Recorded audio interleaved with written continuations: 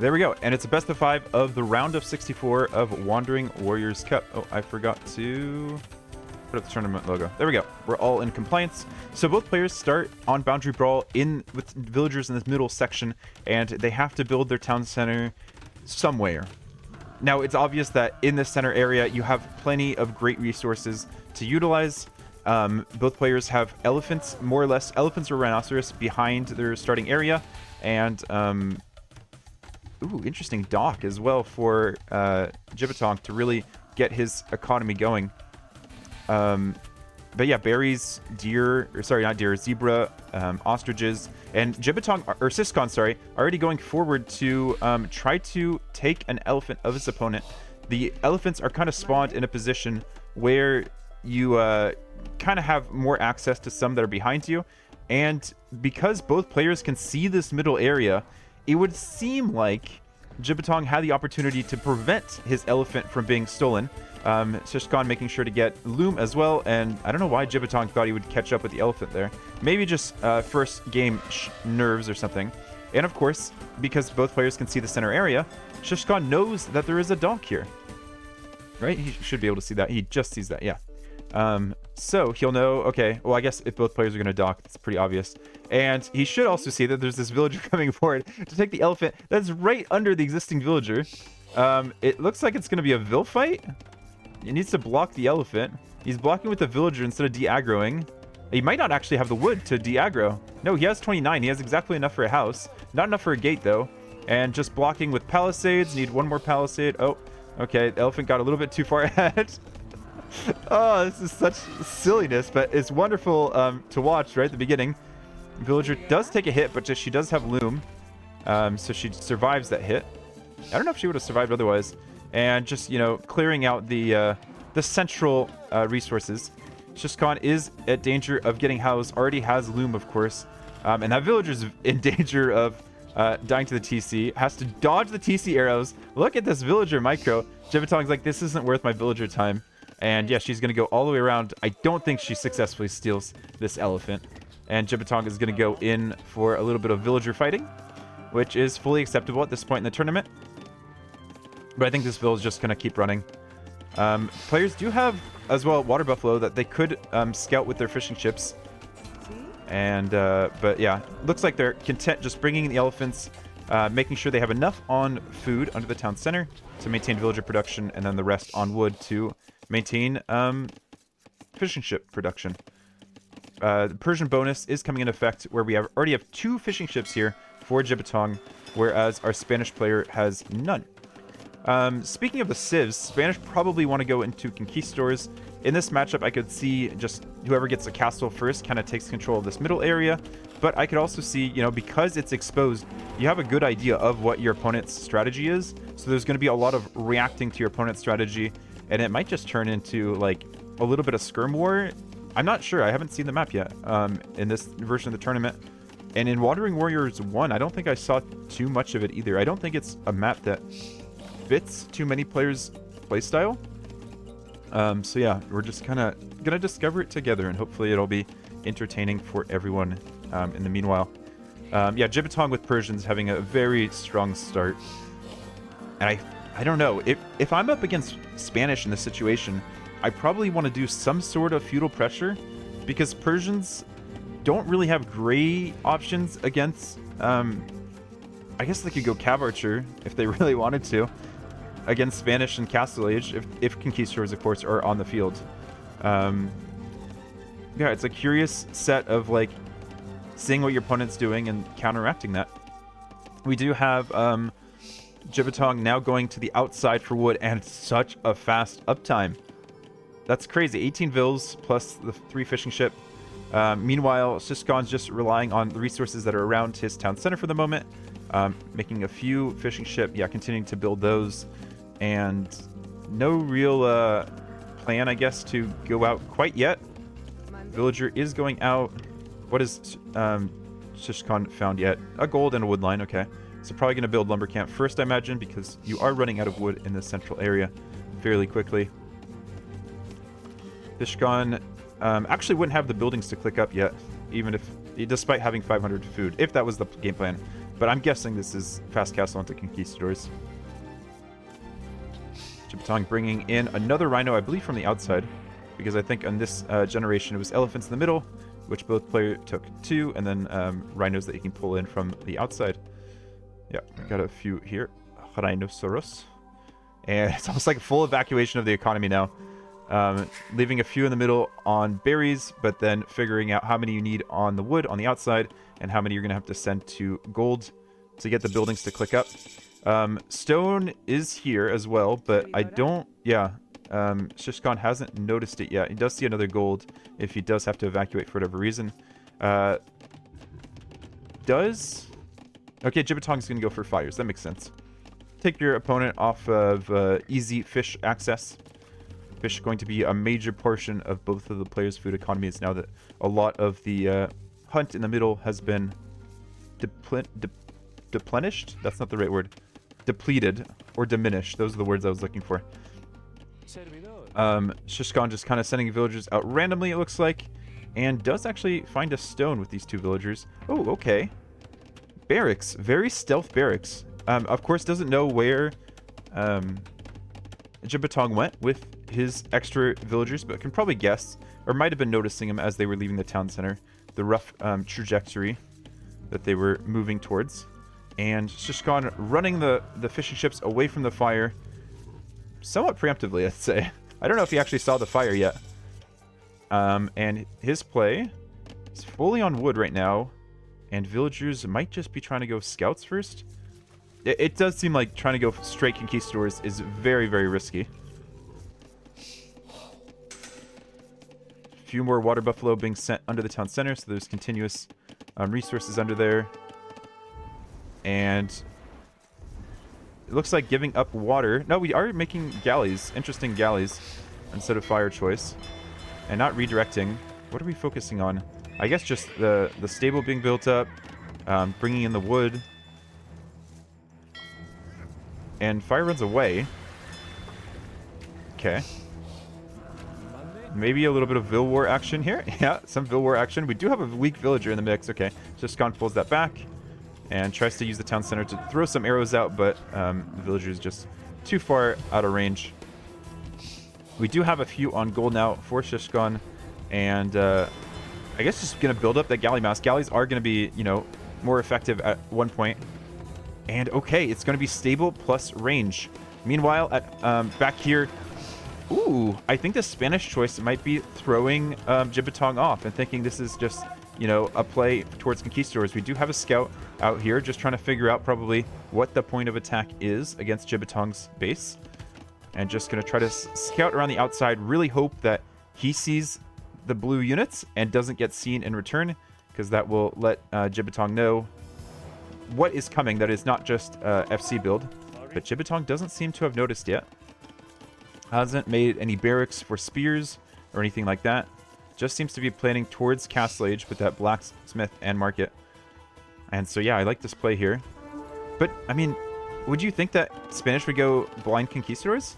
I guess it's a possibility. We do have the galleys now coming in to snipe the Persian fish. It looks like the fire was trying to block, but was unsuccessful. But good job blocking with the galley. And then, yeah, okay. Just gets 2, I believe. Eco Katie, yeah, 2 for Ciskhan, and he lost 3 fish of his own. And now we have the scouts and the archer as Jibatong is about to click up. So really, Ciskhan needs to do enough damage here to make up for the fact that he's going to be significantly later to Castle Age. And we have a responsive Jibatong building a tower. But I imagine we could have knights coming out for our Persian player once he gets up to Castle Age. It's absolute decimation. 2 vills running after the archer. 1 scout has gone down. Scouts are trying to go under the tower, and we have 3 villagers down so far for Jibatong. Tower is up, so scouts can't really hang around here too much longer. Just trying to get the last pickoffs, and it looks like 4 villagers going down for Ciskhan, which isn't too bad. Then forcing up the barracks to make a few spears. This almost feels like it's going to be full feudal play for Ciskhan. Just to, I mean, even the villagers here are kind of trapped in this middle aisle.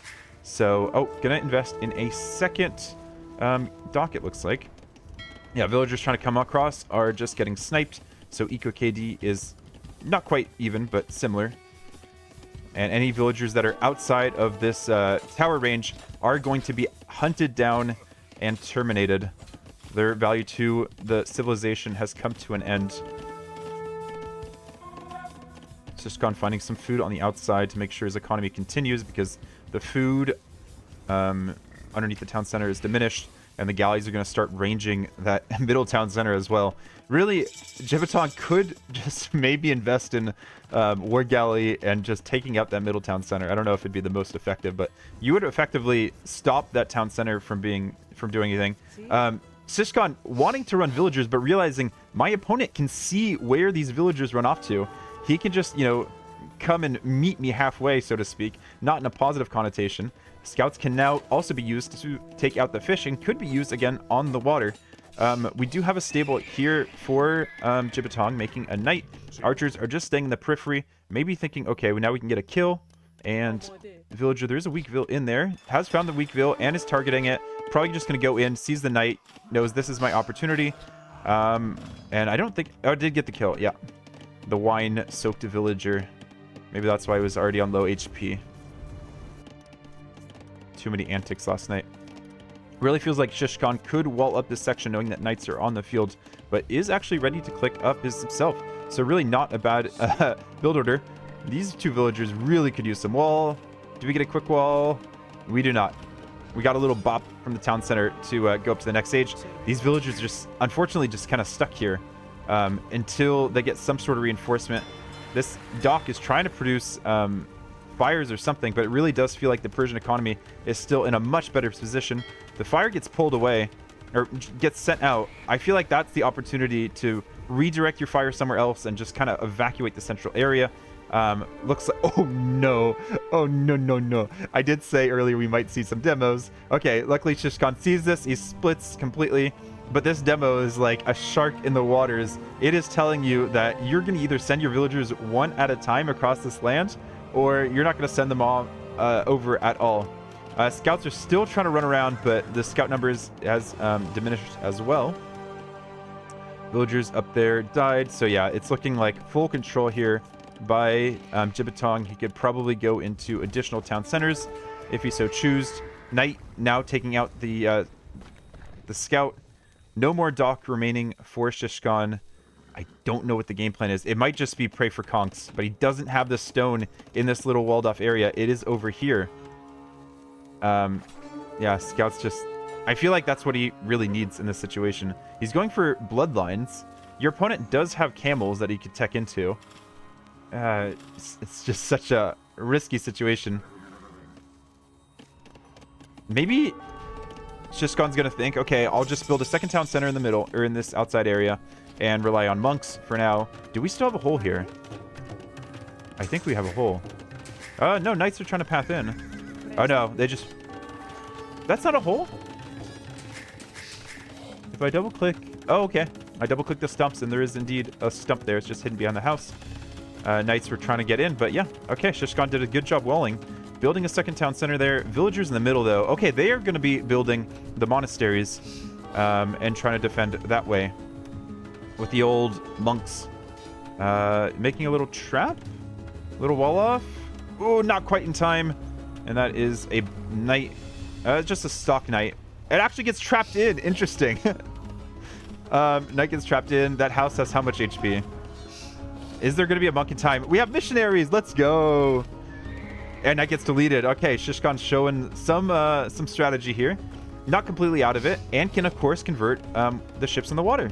So yeah, missionaries definitely have more range. They don't have as much range as a monk, but definitely have more range than a fire. Now is when Jibatong needs to bring either galleys in or bring the demos in and hope Ciskhan isn't fast enough to convert the demo.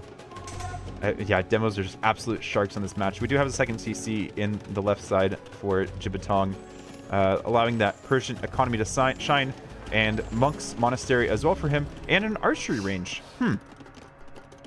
Maybe preemptive for Conquistadors later? But so far, this expansion from Ciskhan on the right side is without reinforcements or without military. We did get... the missionaries are converting villagers on the outside. That's just extra economy here in the middle for Ciskhan. It looks like some of these villagers are being sent out to scout. Yeah. That indeed looks like it's the play, instead of bringing back into this middle section that has already too many villagers for the space provided and the resources provided. So these villagers are, yeah, just running after monks and taking the entire sum of Jibatong's navy and defenses with them, and they get some good scouting intel. I think that was a smart play there to move those villagers, send those villagers forward. On the other side, we have knights coming forward, and we have villagers coming forward. I think they're just scouting for resources, trying to find more gold. There was some gold they passed, though, actually. So what could they be trying to find? Maybe the stone? No, we have stone under that town center. We already have 340. Okay. Okay, I think we have a castle drop incoming. Ciskhan's going to be like... Or, sorry, Jibatong's thinking, okay, if you're not going to make any actual army, if you're just going to be doing some clown... I'm just going to make monks and then heal my missionaries while they're... Oh, okay, he is actually just going after another town center. Castle drop's not quite ready. I said that preemptively. And now Ciskhan's going on to stone. So yeah, Spanish is an interesting choice given how this is being played out. I'm guessing maybe if he was against another civilization, as the knights run through into the economy, if he was up against another civilization, he might have thought, you know what, I can get up to conquistadors. But as this situation, knights could get walled out here if he's thinking quick, but no, they managed to get back in, and more villagers need to be pulled under the town center, and these knights can just, pretty much, I guess, prevent 3 farms from being rebuilt. And yeah, stone collection has begun, so we could still see conquistadors in this matchup, but we do have the Persian cav archers as the game plan. Dembo trying to come in, but Ciskhan saw that coming, of course, and it's fires against cavalry archers. I think those are all converted fires, because if I'm not mistaken, there is still no new dock here for Ciskhan, so it is full missionary harassment.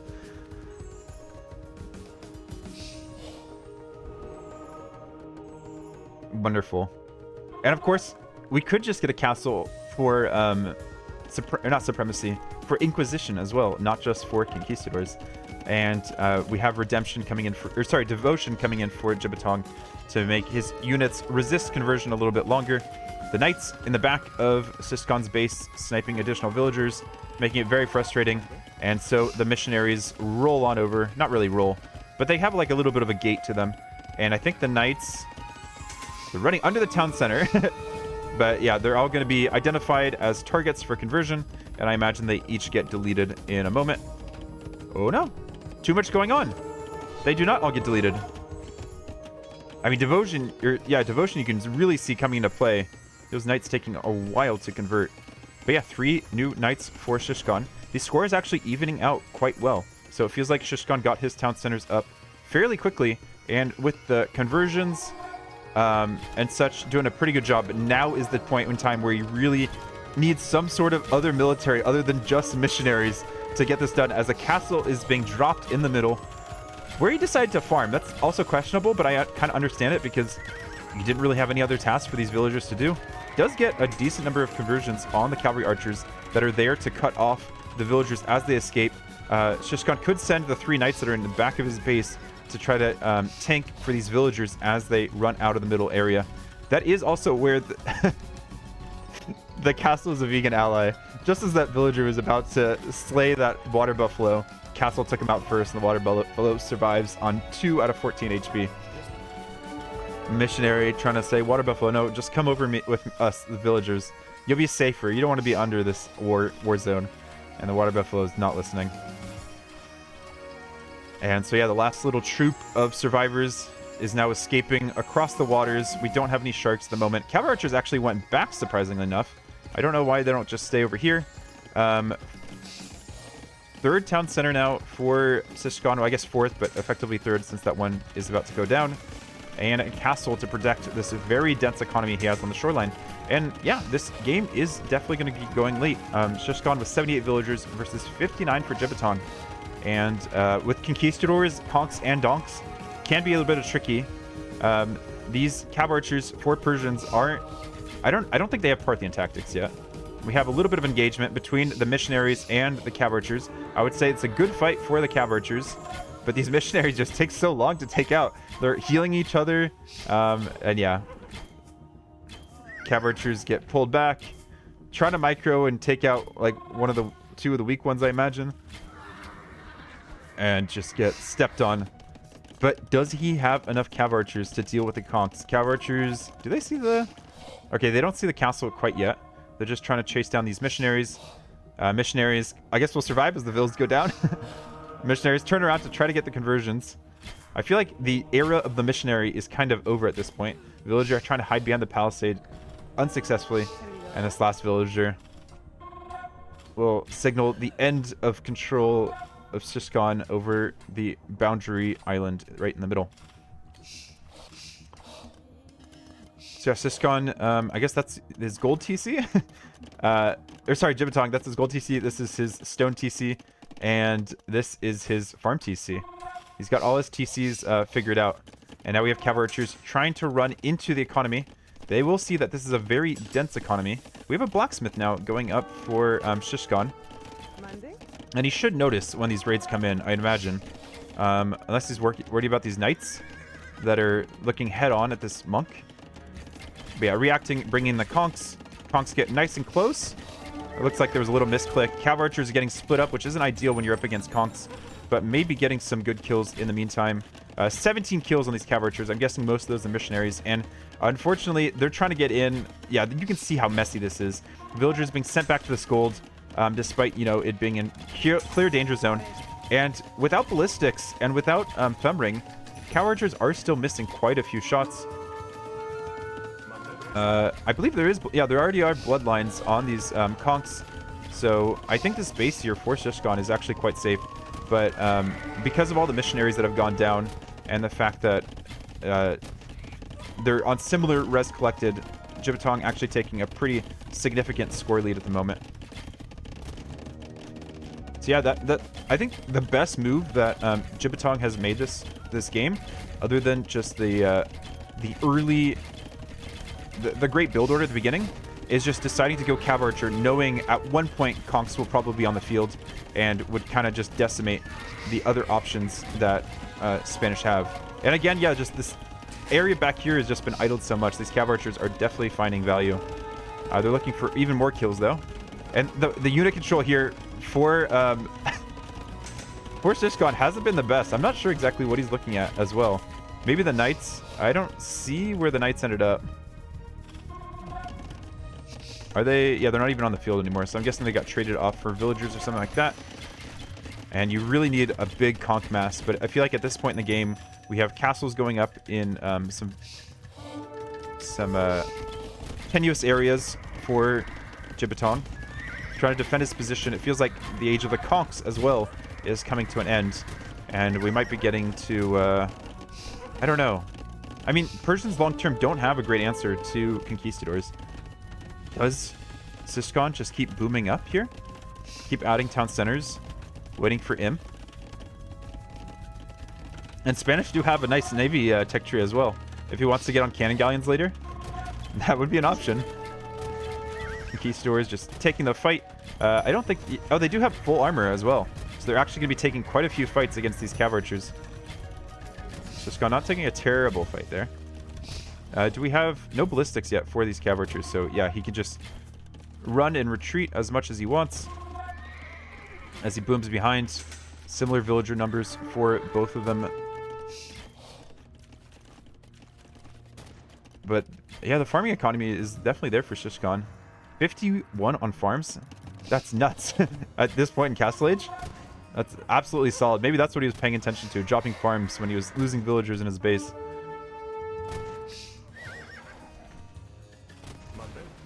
We got one-shotting an entire boat just with these measly cannons. 8 conks coming forward, and it just feels like they're unstoppable. The cav archers just keep holding back. It feels like a mix of monks and cav archers are what's needed. Ballistics is now in. We see Ciskhan actually just microing over against ballistics. Just trying to time it as best as possible, but as the cav archers come in, it becomes much more difficult. But he's still managing it. It's so stupid. But really good. I mean, obviously he's not paying attention to any of his economy while this is all going on.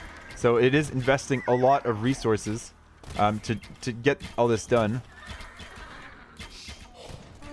But yeah, trying to maximize the potential as much as possible. And he does have Imp on the way. So I guess he's thinking, you know what? I just want to start banking resources as Imp is coming in. Just keep making conquistadors. We have Parthian tactics coming in now for Jibatong, which is a technology that only Persians can get in Castle Age, but that was recently added with the what was that expansion called? Lords of the Mountains? That's not it. It's when Georgians and Armenians were added to the game. It's funny how both players started in the middle, very close to each other, but we're still getting to a game state that's very much like late game. Yeah, Jibatong, unfortunately, just doesn't quite have the farm number yet to support all of the booming he wants to do, as well as get up to Imperial Age. So there's definitely an opportunity here for Ciskhan to have a timing window. Now, whether that's full heavy demo like I want it to be, probably not. Ooh, a little wall to try to keep up the cav archers, but unsuccessful. And these villagers probably have to run and delete those temporary buildings they made. I'm wondering if it would behoove Ciskhan to try to go into some sort of skirm army here once it gets to Imperial Age. But then you're also, you know, there's still docks in the field. Demos are, you know, going to decimate any skirm army that comes out. So maybe not actually the best idea. We have Ring Archer armor, and it looks like he's happy to stay on Conquistadors at the moment. Conquistadors armor, get some eco techs. Just keep dumping out Conquistadors from the two castles and slowly expand to the sides. Spanish, of course, getting a great late game tech tree with fully upgraded trash. And oh, okay. This is how we're going to deal with the water aspect. Track the cav archers as they move around. Bring the new group of conks to the middle. Drop a castle. We still have a minute 30 before Jibatong is up. I would love to see like all of the new aspects of Persians come into play. If we get citadels as well, that would be sweet. More stables. So it looks like it's going to be a mix of conks and light cav / hussar for Ciskhan as the composition. Makes perfect sense. Mounted range unit plus like some sort of meat shield, some sort of cavalry in front is always a great option. But I think the conks need to stay here with the castle. I mean, these are Spanish builders, but this is a very exposed Treb, very high value target. These villagers are just moving back into the castle range. It's crazy what Spanish builders can do. He's just hunting down these cav archers, I guess, instead of making sure this castle goes up. But this is like his window. Last villager, can it do it? Trying to quick wall. Conks are trying to help. And it goes down to the camel. And we have Imp. So these Trebs are, I mean, relatively protected, I guess. You still have the conks around. And because this area is visible to both players still, you could see if there was any additional camels coming in. And okay, a few more villagers are brought forward. Castle goes up. Could take back these farms. It is indeed going to do so. Reclaiming the center area, building more castles on the side to establish more map control. And it's just going to be a flood from either side as both players trying to find an opportunity to gain as many resources as possible, take full map control, and slowly choke out their opponent until there are no resources left.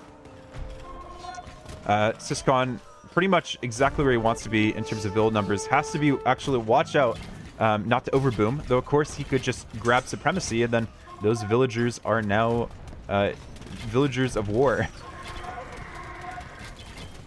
Castle went down pretty quickly there for Jibatong. There are a few conquistadors just sitting under this castle as well. Probably found themselves in a position they didn't really want to be under. And it looks like a monk did get one conversion there. So we have Spanish conquistadors, and we have heavy camel coming in now for our Persian player.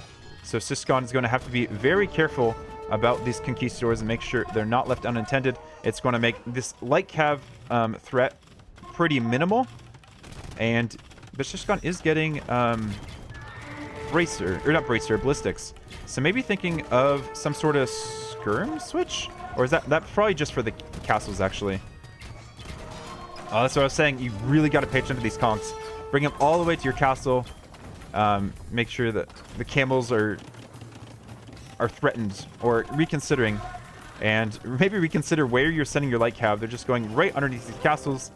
It looks like Jibatong thinking about a push here on the right side. Both players have castles that are more or less going to be in range of each other's trebs. And conks are still conks. It really feels like skirms might be needed here, a trash unit, because otherwise there is a lot of gold in this map, but Jibatong is still on double gold composition, is taking plenty of gold. Actually, this is a good time to zoom out and check how much gold is left.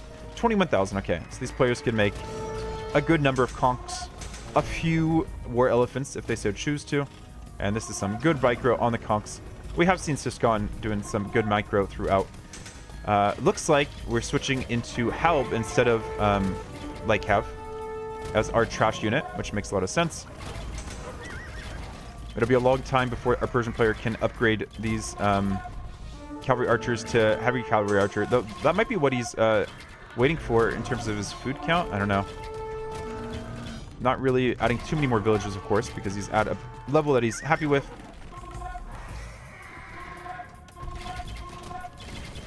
Ciskhan selling lots of wood for gold. We're already getting to that point where players are at the low end on gold. And we do have some light cav actually getting into the back of Jibatong's base for some raids. And now is the tricky part. We have Halbs. The CA feel like they have to focus on the Halbs. And the camels are getting obliterated by both the conks, the castle fire, and the Halbs. And the composition for Persians becomes more and more difficult.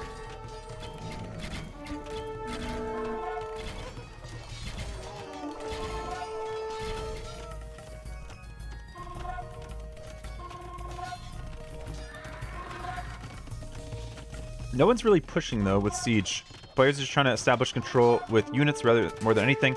This is a very ballsy town center here, and Jibatong finds that an opportunity to drop a castle. We have Elite Conk coming in now for Ciskhan. And we do have Heavy Cavalry Archer for Jibatong. Raiding with Halbs as well.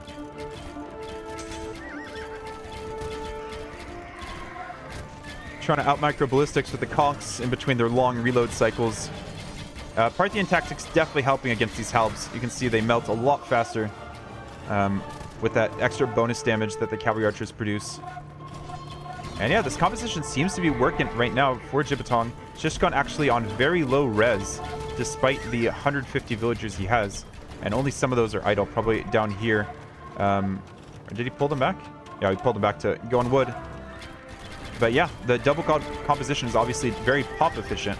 It's just a matter of, can he produce enough units? I think this is a point in time where you maybe get supremacy and try to use your villagers as tools too, because you have a lot of them. Now getting full upgrades for the trash.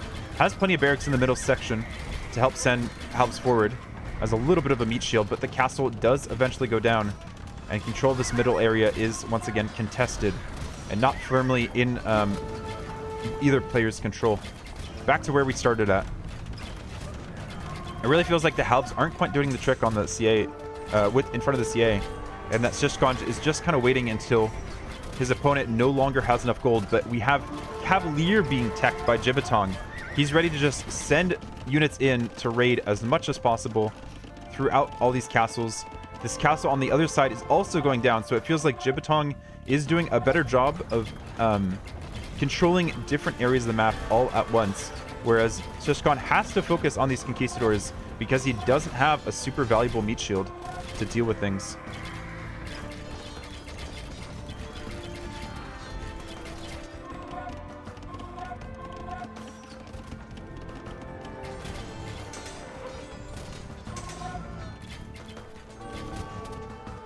And he really hasn't gotten up to a conquistador mass that really sends a message here. They've just slowly been picked off by cavalry archers. They have more conquistadors coming forward, and now we have a castle in the middle for Jibatong. Of course, players can't build any buildings on the shallowest terrain, so this middle section is quite valuable. There really doesn't seem like there's a good reason for Ciskhan to still be taking this fight, but he is adding skirms finally, so I think he's in a slightly better position. Did feel like skirms might have been, you know, a unit that he could have teched into a little bit earlier. We do have Hussar now for Jibatong. Felt like skirm plus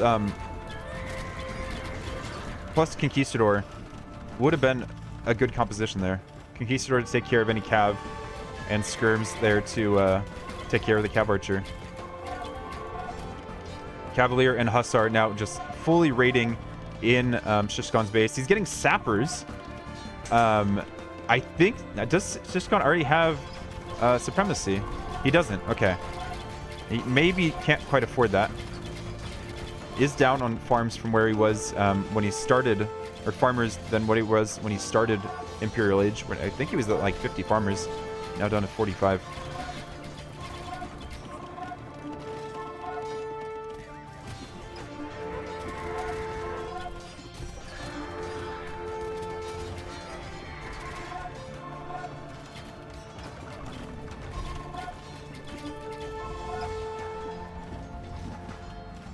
What's the thought on adding docks at this point in the game?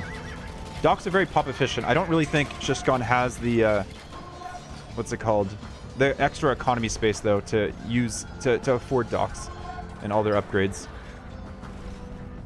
He does have ballistics already. So skirms are very effective against the cav archers. Being fully upgraded. Supremacy now coming in for Ciskhan. He's seemed like a little bit inventive with the strategy so far. So I could just see him sending in loads and loads of villagers, but also down to 125 vills now. So he doesn't necessarily have villagers to waste, making sure that the skirms are targeting groups of cav archers in the back, while the conquistadors sit back and target the hussars, or really anyone. They have so much damage, 18 attack, and then the Treb is just targeting farms. Just Trebs things. And yeah, it seems like the gold for Jibatong is somewhat running out. He still has 39 on gold, though.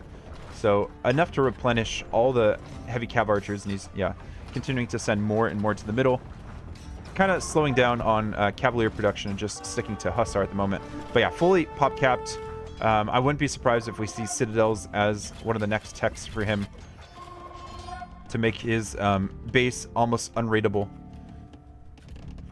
Oh, going for Savar! Dude, that's when you know you have the res to really do damage. And Ciskhan going to rely on this right side Conquemass and his mobility of his units to try to take out this castle for Jibatong. Maybe try to take over some of these goals. Meanwhile, Hussar in the back. There are enough barracks at home, it looks like. How many barracks do we have? 6 barracks at home to send Halbs to kind of deal with that. And Savar is in. I believe Ciskhan should be able to see that with the Treb's range, if you can differentiate between the different Persian units. And no counter siege quite yet on the field. Jibatong just starting to roll them in towards the castle where they'd be protected. And castle is down, so they might just go somewhere else now, to be honest. And now the players start fighting, funny enough. There was no fight earlier. Villagers try to get a little bit of last gold. Trebuchets need to be sent back. Oh, one gets sniped. And Savar not really doing anything at the moment. Maybe trying to go in against the skirms or halbs or villagers in the middle. Unclear, really. The unit control is questionable. But I guess Jibatong doesn't want to take a bad fight here. And there's no real point in taking a fight against mostly trash. Maybe you'll kill a few conks, but he's trying to find value for his gold units at the moment. And it seemed like the value was to protect Trebs and try to go straight down the middle of Ciskhan's base, divide it in two, make it difficult to reinforce with extra units. But instead, the momentum feels like it's switched over to Ciskhan at the moment. Savar and Cav Archers trying to find something to do here, but there really isn't. And Ciskhan taking the opportunity to find any empty space and drop more barracks there so that he can deal with these raids. It looks like the push on the bottom side has also fallen off for Ciskhan, and now we have the big battle. Cav Archers with Savar in front. Can you think of a nastier combination, a more deadly combination? Savar going to go in for the Trebs, not waiting to the end because they want that castle to stay up. And yeah, complete devastation here. Conks just need to run. Villagers probably need to run as well. And he's such a pop efficient army at this point. And Ciskhan hasn't really been able to repop effectively. Just really struggling on the economy. The few raids have been enough to make I mean, how many? He has 35 idols. And look at this ballsy castle. This is a get out of my game castle. He doesn't like have that much extra stone in the bank. But yeah, taking a good enough fight against on the Conquistadors. We're down to 20 Conquistadors. Are they all in this fight? They are. And then, yeah, Savar raining down on them. I guess they get pulled out pretty quickly. Pulled out of the fight. Oh, now we see supremacy at play. Let's go, Ciskhan. You take out that castle. Heavy Cav Archer still focused on the Conquistadors. More Savar raining in. And what does this castle look like? The HP is still going up despite all the villagers knocking at the door. Saying, no, this is my backyard. You can't be here. Conquistadors, where are they going to sit? Are they going to sit right underneath the castle? We have architecture and hoardings coming in now for Jibatong. Saying, you know what? No, you can't just use villagers to take out my castle. That's not how this game works.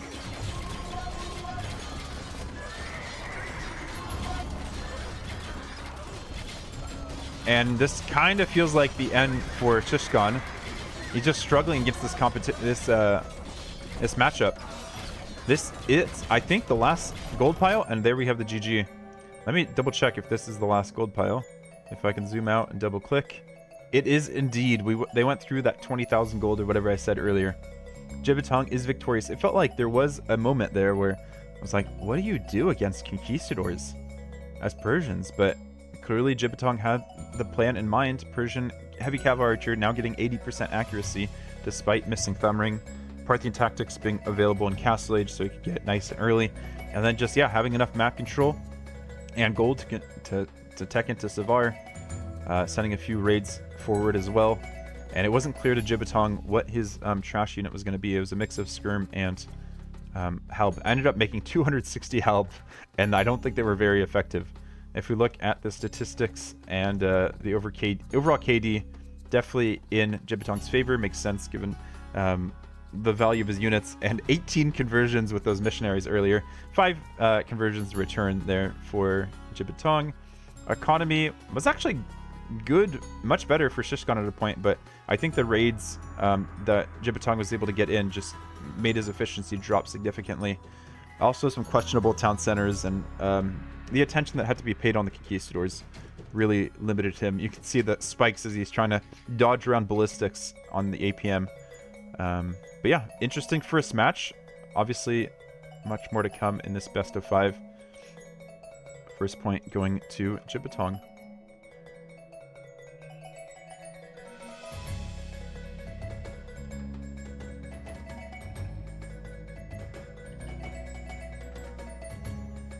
They have just started their second match, so we'll just have to wait for the spec delay before we can jump into it.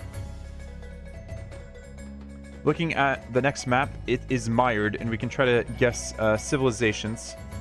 Mired is a map with both players start in a middle area, but it's shallows and they can't build anything. So they have to decide. I mean, they just kind of move off to the outside to an area where they can build town centers, and then they send villagers back towards the middle because that's where all the boars are. They each start with a horse as well, so they can use that to block boars, scout the middle and such, find opportunities, so to speak.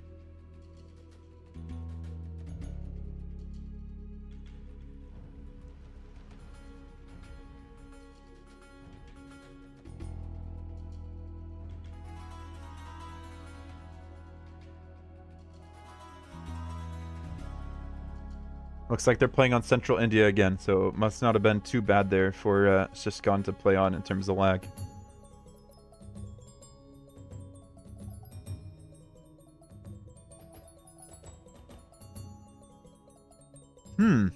Okay. I think Ciskhan might be cooking for this map. I'm looking at civilizations.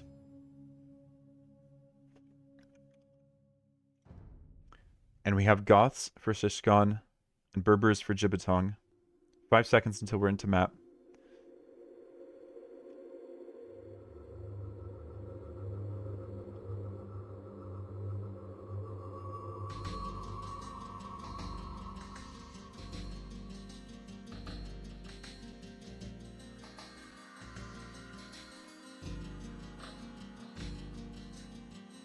All right, we are in.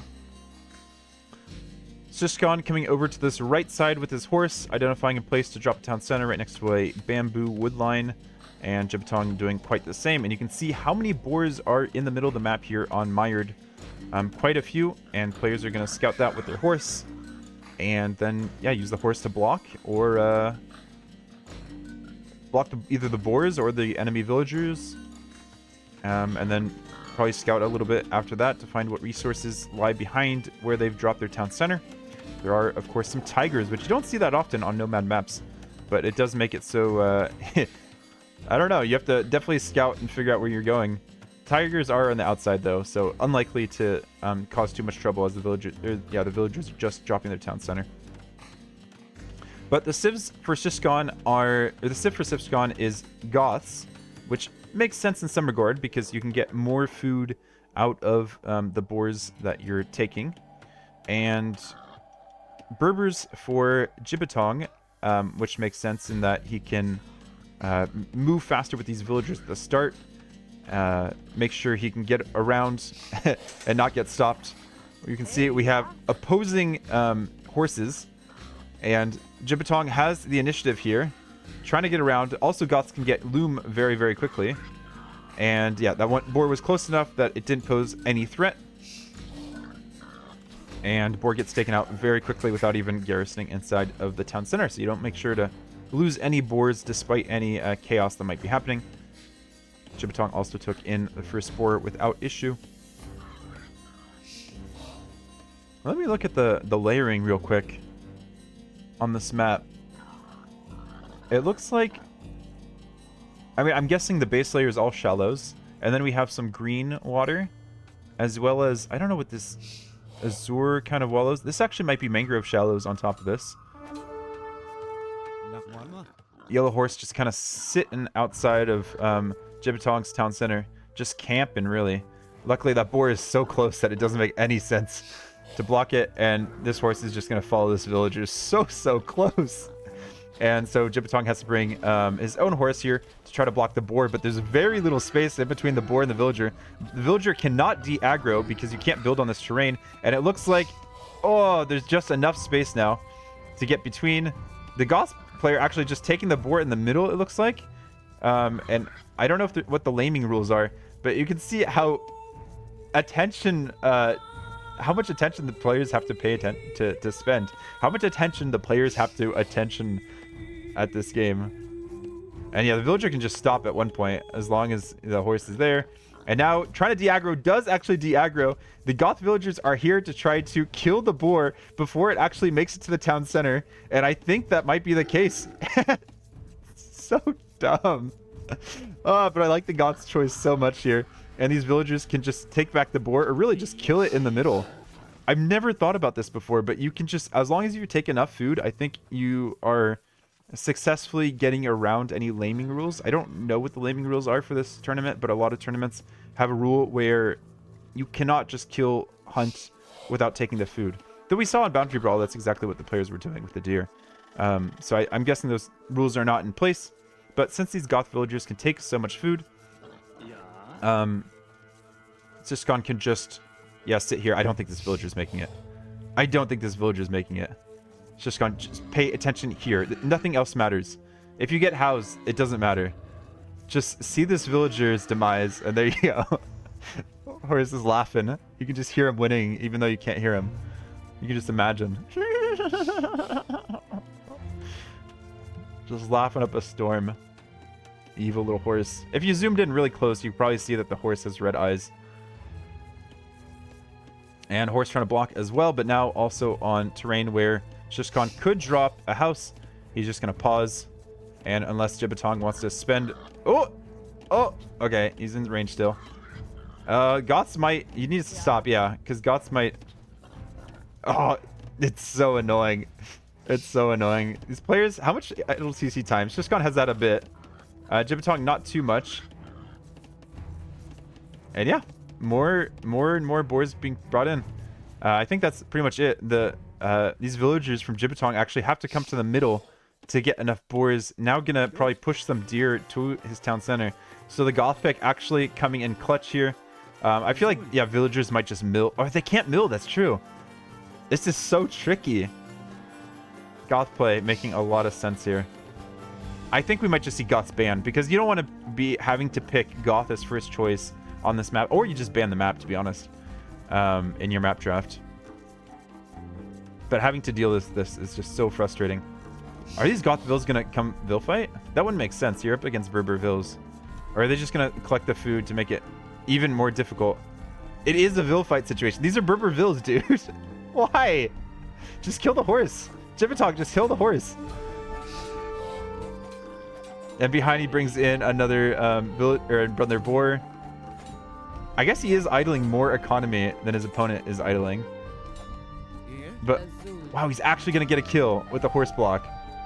And then Jibatong maybe thinks about doing the same. There is a vill kind of trapped in there, and they're Berber vills. I don't know if Jibatong is the micro for this. Ciskhan definitely, we've seen him microing a lot in the earlier stages. Yeah, look at him pull back vills very, very quickly. And now a new target has been identified. The horse is here, but on very low HP. One hit away. Yeah, on 2 HP. And I think these Gothic villagers need to just go home. Oh, still trying. The villager goes down. We have a 0 to 3 KD already into this match, and we're not even to feudal age. Okay, now I think this villager goes down. Oh, we have a block. Dude, Ciskhan knows what he's doing. This horse is so close to death as well. And I think all these villagers run. The horse might be used. Oh no, okay, the horse probably needs to stay alive now. So Eco Katie, Eco Katie 1 to 4. You just go home route, right? Take the last boar, of course. She's gonna take the last boar, and the horse will be able to block. Horse will be able to block. I mean, does she make it otherwise? Please tell me you make it. No, the horse is being pulled away. Okay, you can drop a house once you're on here. This was definitely an unforced mistake here from Ciskhan. He was looking so good otherwise. Alright, well, he is actually making it up to feudal age. Jibatong, on the other hand, out on making a farm, collecting the deer, finding more deer, or ibex, sorry, and doesn't have a scout anymore to identify any other resources. What he sees is this, and anything else he wants to find will have to utilize villager walking time. About to get housed as well, has to panic house. Wow, the Goth choice really actually working out. And I think this map just doesn't suit Jibatong whatsoever as far as what we've seen so far. As far as what we've seen so far. Great with words there, Colin. We know the play for Ciskhan, I'm guessing, is going to be range and just try to prevent Jibatong from collecting any extra resources. Villagers... Oh, stable, okay. Maybe stable into range, as we saw on Game 1 in Boundary Brawl. Why are you walling, dude? That seems so unnecessary at this point in the match. Like, why would you... Your opponent's not even up. I guess he is going to be up soon. But unless you're trying to make a zoo for your boars, but there are no more boars, the decision to out a gate now seems very odd. How many resources have we collected? We have 2,800 for Ciskhan and Jibatong at 2,400. And yeah, just finding, I guess, a way to wall up his map. I don't know if I like it. Adding some scouts. Meanwhile, Jibatong's base is also being walled up, but I like these walls a lot more. We're securing 2 golds and a stone inside the base. Okay, now we're walling, but I feel like walling outside this wood line would be far more beneficial.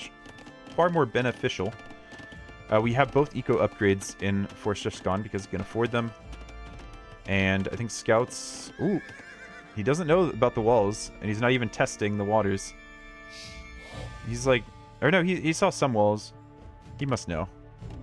And yeah, we have walls in front of the town center too. I guess he's waiting for 3 scouts before announcing that he's going scouts. And now he's ready to go in, and it's full walled. And so yeah, Jibatong's just going to be a little bit behind in terms of the boom and the villager count. But just going to probably send out a few spears. Yeah, 1 spear on the way. And be perfectly fine, unless Ciskhan wants to invest in archery range as well. But that feels like it also might not get him anything. Gonna go to gold now, which feels like a little bit early, unless he's going for a range.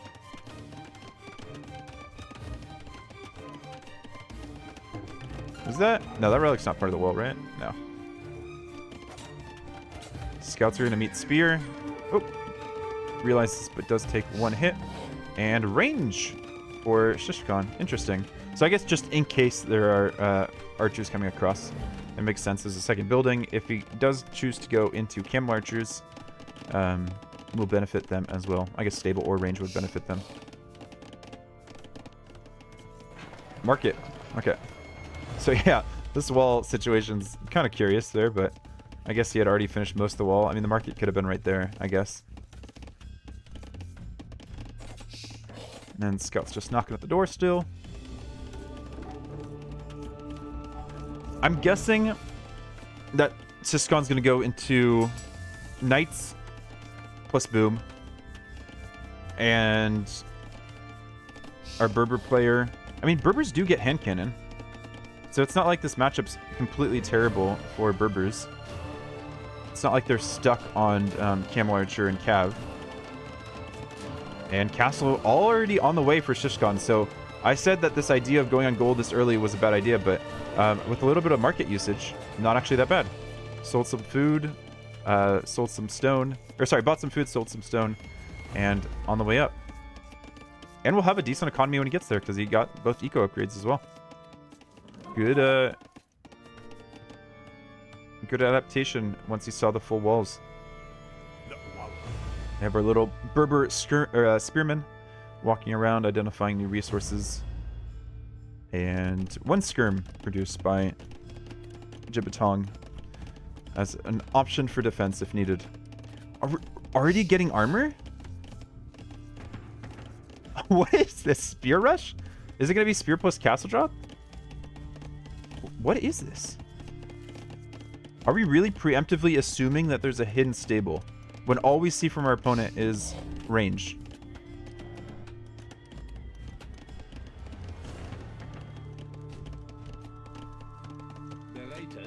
What is this? Oh, it's... Oh, I see. I see. Okay. The scouts are identifying a position to push from. And it looks like it's going to be Spear Siege push. Unless this tiger has something to say about it. But those are fully loomed villagers, so they shouldn't have an issue with that.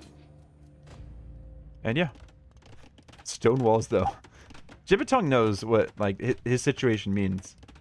It means that he's susceptible to a siege push. And, ooh, double siege push. Is this going to be scorpions? At home, Ciskhan sending more to gold and wood. Not really investing in the food economy.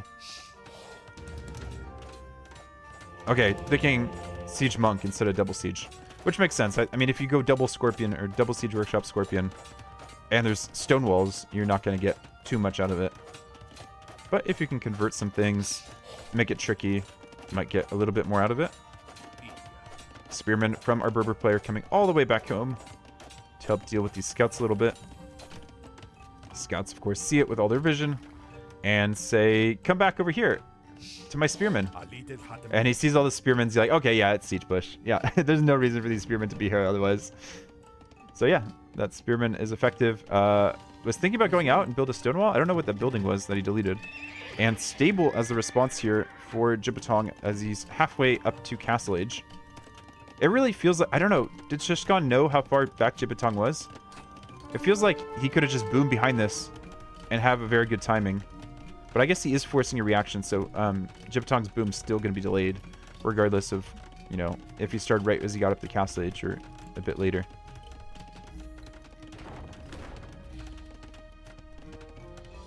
Mangonel might get some villagers. No, villagers are pulled away in time because there is enough vision here by Jibatong. And where's Mangonel? The Mangonels aren't pushing the town center first, which is interesting. Going for the stone walls and preventing any rewalls. I guess that makes sense. You're just trying to get in as soon as possible, and the town center creates an issue for you. You want to get it in before your opponent has an additional siege workshop. No knights created yet. I'm guessing waiting until he can see what's available. And we have a castle in defense here by our Berbers player. No, Ciskhan can't see that yet. And we do have a second town center behind for Ciskhan. So this isn't an all-in push. He is getting pikemen as well. And the range is down. Okay, now they see the castle and get pulled back. Maybe he could approach from a different position. But for the moment, the monks are just collecting relics. Scouts probably on auto scout, finding anything else he's missed. And we have town centers behind. So yeah, I guess forcing the castle isn't the worst play. You're making it so your opponent isn't going to be going into a boom right away. Is an a fast imp really possible? And trying to use Berber camel archers as... no, I don't think so. I'll just stop that thought halfway. And it looks like a retreat for Ciskhan. I mean, he could still target the town center if he wanted to. Force a reaction in that regard. We don't... we do have a stable here. One scout being sent out. This really fast ramp is full of a bunch of pikemen. It actually might be that he's going to just try to push this other side. Yeah, look at that speedy ram. He's like, follow me, Mangonels. Over here. We're going to force a reaction. Where are these monks going? Are they coming back to home to drop off the relics? Not clear. Tries an attack ground on the scout. Scout doesn't necessarily know what he's looking at. I think taking out the market could be useful.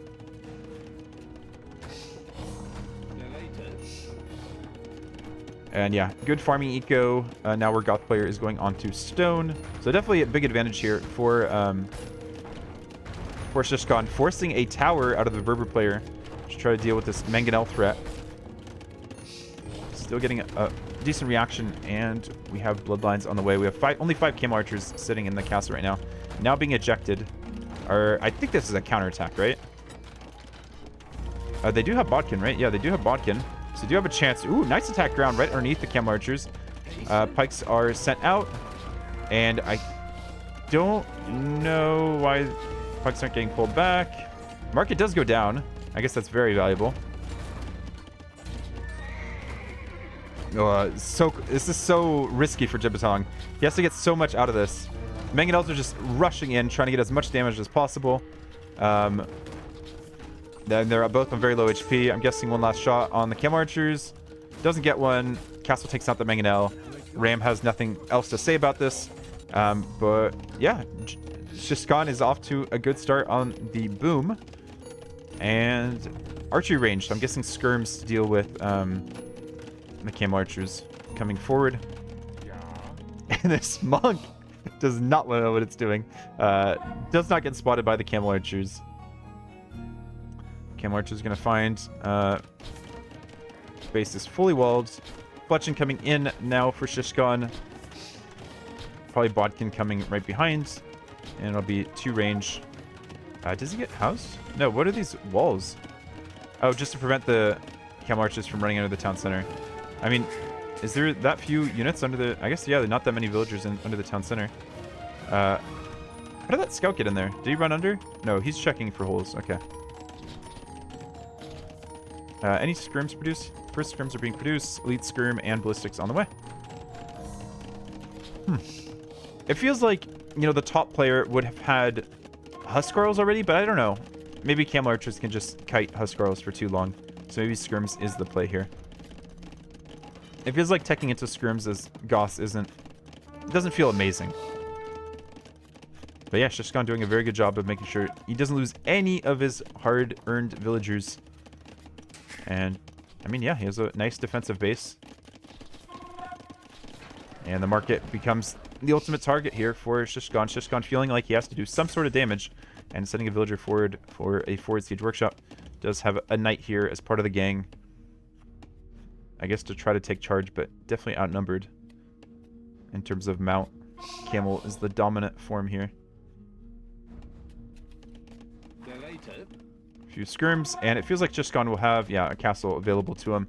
If he needs to, he might just decide to put it down now that he sees the siege workshop, and not necessarily wait for the siege workshop to go up. Do have a few knights though, which could make things tricky. Town center is garrisoned. Castle placement is almost perfect there. Limits I guess also limits how many villagers can be used. Knights come in on the skirms. Town center hasn't been garrisoned yet. A few villagers will go down until the skirms get repositioned over to this other side. But yeah, Mangonel is like 30% up. As long as the villagers find enough room here to build the castle, which I think they will. Castle should be safe. He's just so concerned about losing villagers. The scrims just need to be left here on this corner of the castle. Like, I don't know why you're sending the scrims out anywhere else. Now we have a Mangonel in place, and Jibatong has an answer. And a counter castle drop. This could have been avoided. Just leave the scrims here. Why are the scrims chasing knights? You're doing no damage. Okay, it's not a complete throw yet. Ciskhan is still eventually going to kill this knight with his skirms. And he's making siege in response. Has to delete the castle, can rebuild it somewhere else, and will still be able to make Huskarls. Builds it in the back here. Is okay. Like, I can abandon this castle, or this town center, and I'll still have a 30 villager lead. That's fine. Villagers are escaping now while they still have the opportunity to do so. And another town center in the back here that will be fully protected by the castle. The issue is going to be gold control. There is gold on this other side. And these villagers will need to make sure to close up behind them. Close up shop, so to speak. So it really makes it seem like Ciskhan expands to this right side. And Jibatong tries to prevent him from doing so. Cam archers have to watch out. And Mangonels are here. Ciskhan backs up. Jibatong definitely has like a better position in this game than he should have. Where are these skirms going? Unit control from Ciskhan has been suspicious for me. Like, I don't know, maybe just open this up and give your skirms opportunities. Okay, he's got room there. Trying to take the fight. I guess that is a delay tactic. The siege workshop that was built in the back is in inopportune placement. Now that Ciskhan thinks about it, probably. And we do have second armor coming in for Ciskhan, and he can just spam units. I would like to see him get I forget what technology it is, but the technology to be able to spam from barracks as well as your castle. Castles do produce fairly quickly in terms of Huskarls. Have a few monks that got pulled back as well. Can get some conversions on the knights that can try to take out the Mangonels. Skirms are stacking up, which you don't like to see. Mangonels trying to find a position to attack. Pretty big shot on the skirms here. Camel archers in to take out the monks. Mangonels being pulled back. And it looks like this town center will stay up for now. Nice. Ciskhan is expanding still. Not feeling contained inside of his walls. Does lose the blacksmith, but he has all of the armor for his infantry. Doesn't quite have the what's it called? The attack upgrades quite yet. And probably sees that Ciskhan's moving over to the other side. Ooh, we have another castle in time this time. Even getting the house walls on the side. And so that will be fairly protected. And it feels like this push is going to be short-lived. Jibatong, meanwhile, has no extra town centers behind. Was just relying on this push as his saving grace. That's how he's able to get out this many knights, this many camel archers, this much siege. Ooh, that gate. That gate. That's a very thin line protecting your economy.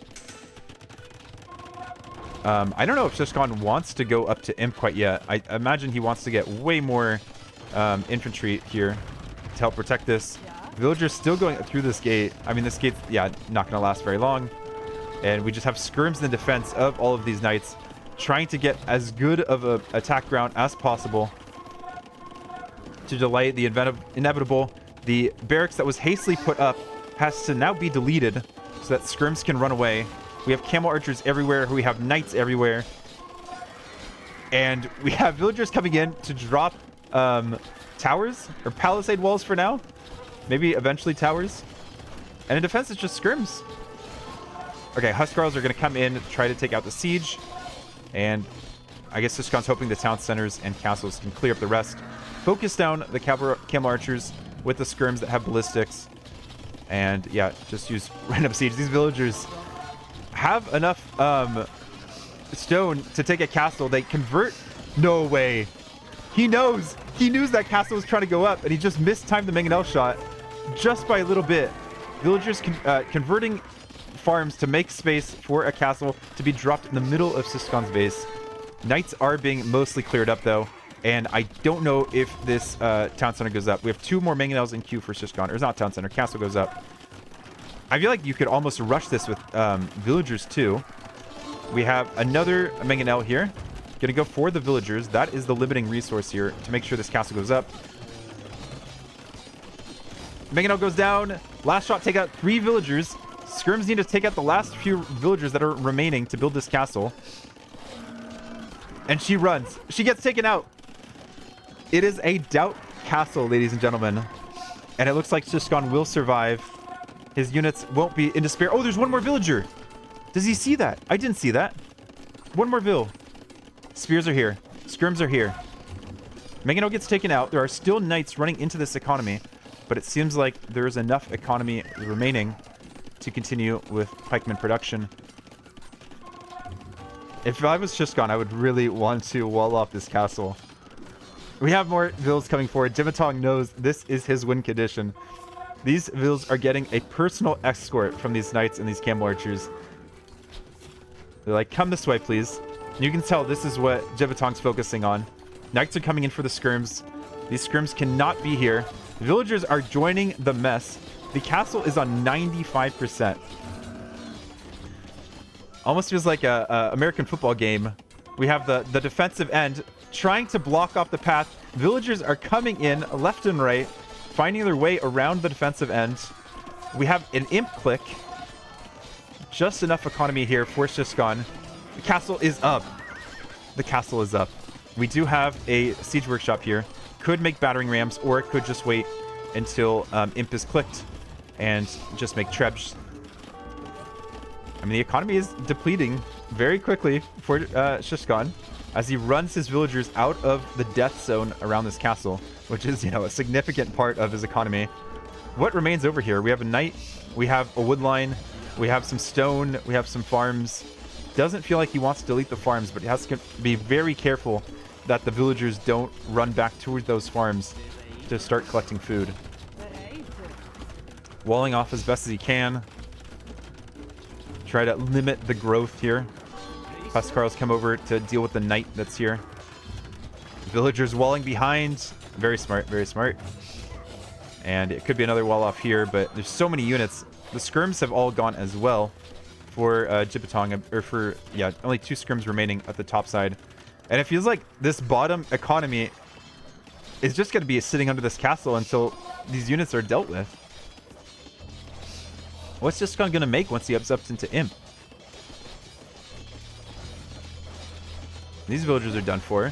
Need a rewall behind. I mean, maybe he's counting on the units not wanting to run into the castle.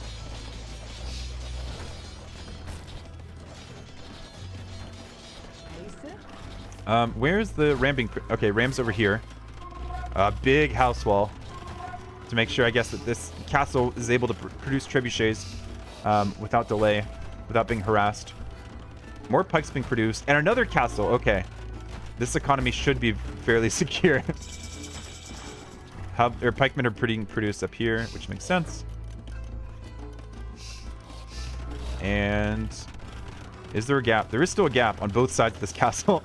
And we have rams coming in, and we have no military to protect this. It is another doubt castle. Okay, maybe last one wasn't a doubt castle, but this one is. Has to wall in the wood line. And to think, this game started with such a clear advantage for Ciskhan, and he has lost the score lead now that he's up to Imperial Age. We have trebuchets being produced, but there's no way to safely deploy them on this side. On the other side, we have 1 trebuchet. And rams, and knights, and camel archers. Vills are trying to desperately come out to build this castle, but there's already rams underneath it. And that's game.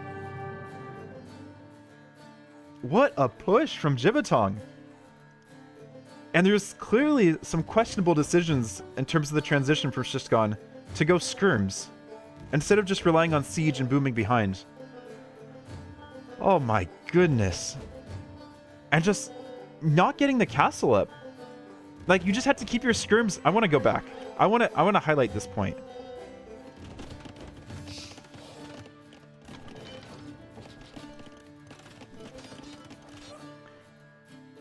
The camel archers are moving over to this bottom corner of the castle, right? Skirms are fighting the knights. Villagers get re-garrisoned into the town center. Skirms, instead of moving out, just stay right here. The knights are bait. They're not doing anything. They're running in, they're running out. The camel archers are what are denying this town center. Just put your skirms on stand ground right now, right here. You have Bodkin. It's not like you're down range or anything against these camel archers. You have, what is that? 7 range versus the camel archers 6 range. You outrange the camel archers. And then none of this would have been possible. You just stop the attack right there. But you let them get purchased, and then after that, the decisions were just like, I don't know. Camel archers were taking out the few pikes that were being produced. The eco balance wasn't ideal. There just wasn't enough farms because obviously we're concentrating on everything else. The early castle here made sense. Siege workshop behind made no sense. When there's knights on the field, it's going to be very difficult. And then just relying on skirms just felt odd. We do have some barracks back here, which was good to make some pikes. But yeah, I don't know. Questionable decision. It all came down to not getting that castle up. What's up, Overjoyed? So that is 2 for Jibatong out of a best of 5, where Ciskhan is technically the higher seed by an entire point. It doesn't actually show up. I think it, I mean, it'll show up here in the score. Oof.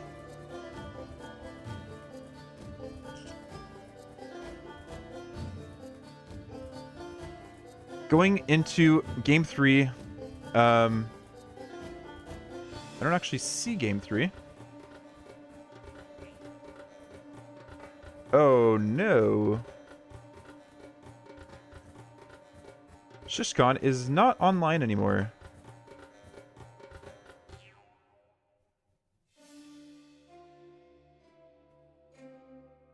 Okay, he is online. I don't know. It's just, I guess he's not in a game, so... there we go. He got into lobby. Maybe he just needed a moment to, I don't know, chill a little bit.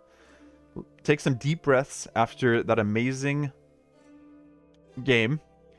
He was up so well with the Goth strategy. It's just the unit composition afterwards just wasn't there.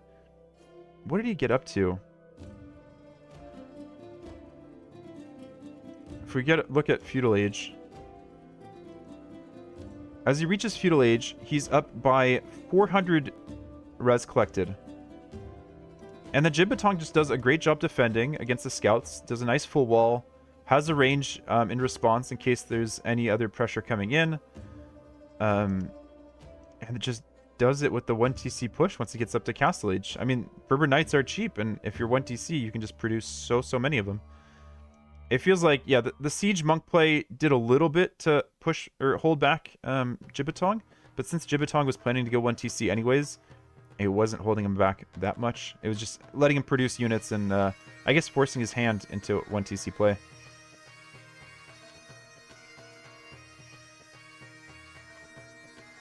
I mean, this third town center doesn't feel like a mistake. It's just not having the castle up early enough. Otherwise, everything would have gone perfectly fine, I'm sure. It would have been an easy clear up for our Goth player.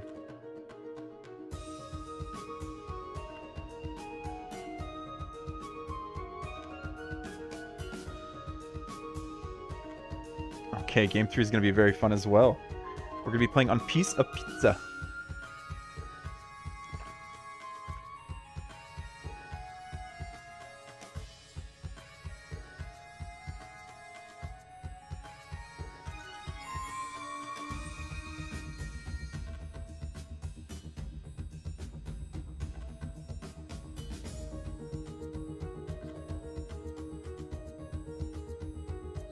Players are just in lobby right now, I believe.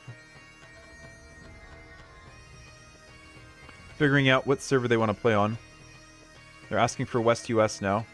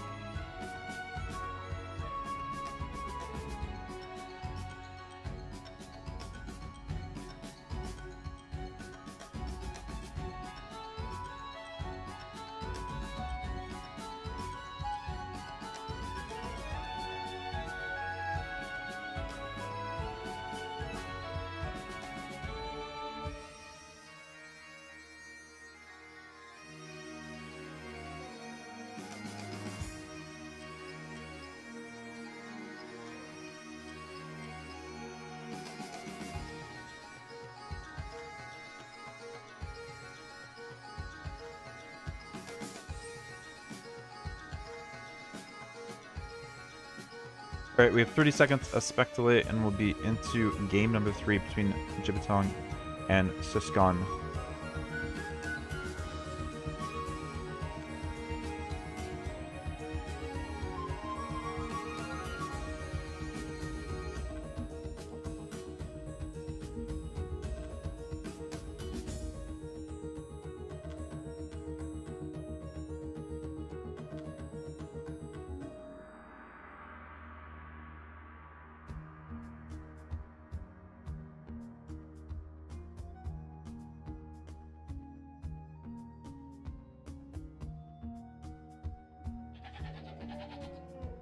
Right, game number 3 is started. This is Pizza Pizza.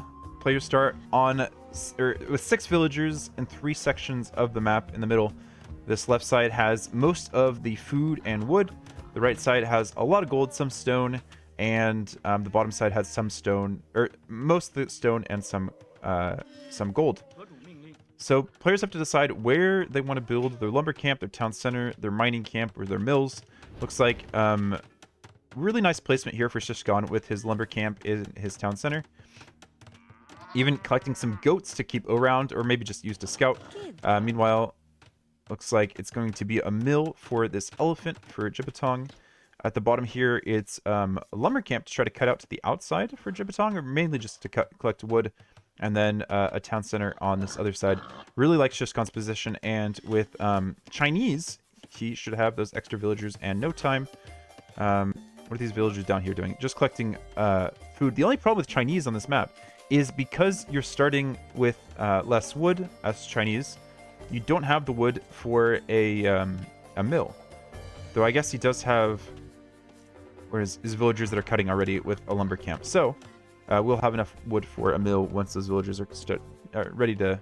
Yeah, these villagers are running away. Getting loom, of course, at the beginning, as Chinese often do, since they start with no food. Villagers have to realize that they should stand still and not run towards the corner of the map, but stay where they're collecting.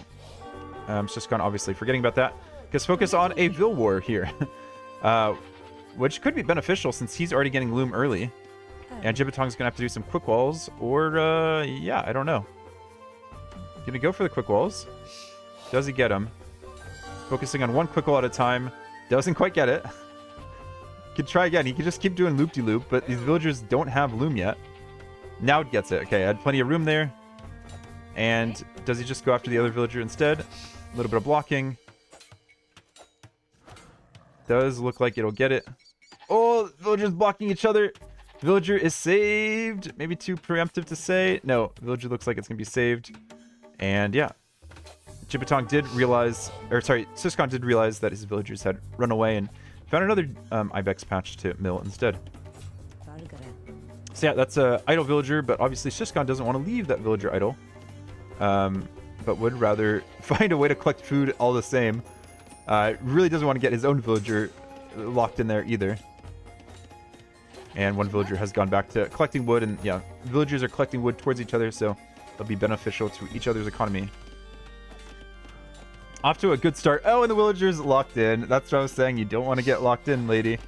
but wasn't paying attention to it. Is focusing on the house, though.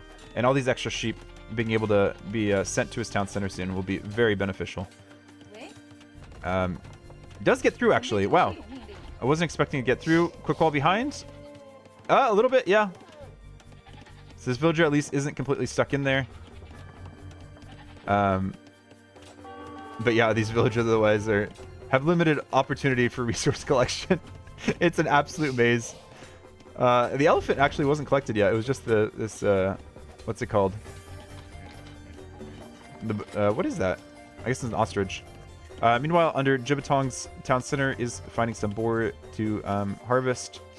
And this section down here by the lumber camp is safely walled in for the moment. Trying to lame away an elephant to make sure that Jibatong can't do anything with it. Doesn't wall off to the wood line, which I think would be an issue because you can have units fighting through corners at times. So it does a good job repositioning that villager to avoid being hit through the corner. That's what differentiates the pros from the casters. Speaking from personal experience. So what do I expect from both these civilizations? I think Ciskhan will probably play a feudal approach using the early advantage that Chinese have. Though with the idle time he's had, it isn't actually up by that much, just up by one villager. And we have a barracks being built here. I guess Ciskhan, or Jibatong doesn't realize that Ciskhan can get these villagers out very soon and that this barracks isn't going to be that beneficial. But yeah, hoping, I guess, to kill off these villagers before they can really do anything in this part of the map, this slice of the map. Jibatong coming forward, trying to identify where the town center is. Should actually assume that the town center is directly opposite this lumber camp that he does see. And already feudal age in for Ciskhan, so doing a very good job there. Yeah, still collecting food. Not much to see on most of the map. And barracks. Oh, yeah, Ciskhan did see the barracks here as well. So knows that's present. Probably doesn't, I don't know, do you want to build something over here? Trying to get the sheep through the narrow gap, but that might be a little bit difficult because the villagers are all there still collecting wood. Now it looks like the passage is ready and open. One by one, they move in and get stuck. Passage has been cleared. And straight to the slaughter. Interesting. 2 militia here. And they're going to see... Oh! There is a direct path to a town center. 1 hit K kill for that militia. And this villager's like, you know what? Mining camp there might not be the best idea if my opponent can... I mean, yeah, I don't think these... Do these villagers last? Get your predictions in. I think these villagers last all of maybe like 5 more minutes. Get a range here as the second building for Ciskhan, or as the, yeah. Wait, where did he make his barracks? Oh, down here. Okay, that makes sense. Protect these villagers. We can make a few spears. Range and double bit. The arrival to feudal age prompts Jibatong to click feudal age himself. And all these villagers are here, are idle, but obviously there's a lot to focus on.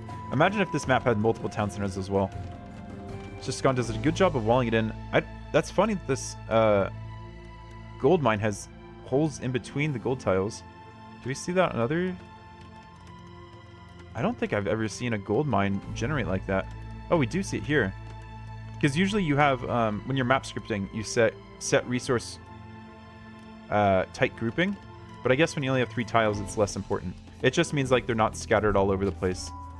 In this position, it's not going to matter. But okay, archers are going to take care of those villagers first. And this passageway is cleared right in time. Villagers need to get out of the way. Lumberjacks are pulled out of the way. And elephant does find its way to the slaughterhouse as well.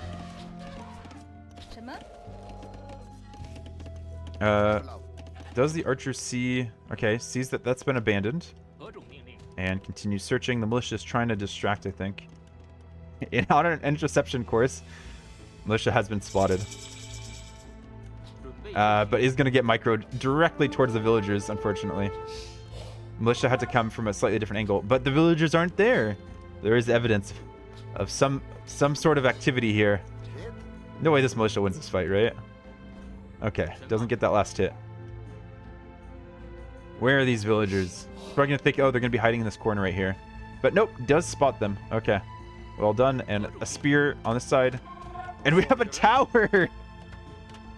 Why would you tower this? This seems like such a waste of wood. There's no art. I mean, the archers can't get through here.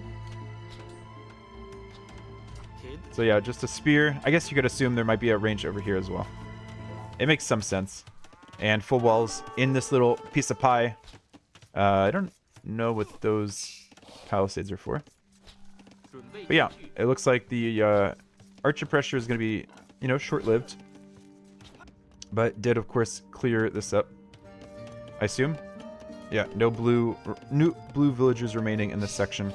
So, an additional vill advantage for Ciskhan. Jibatong behind this, I think, is just looking towards going up and using Celt Siege.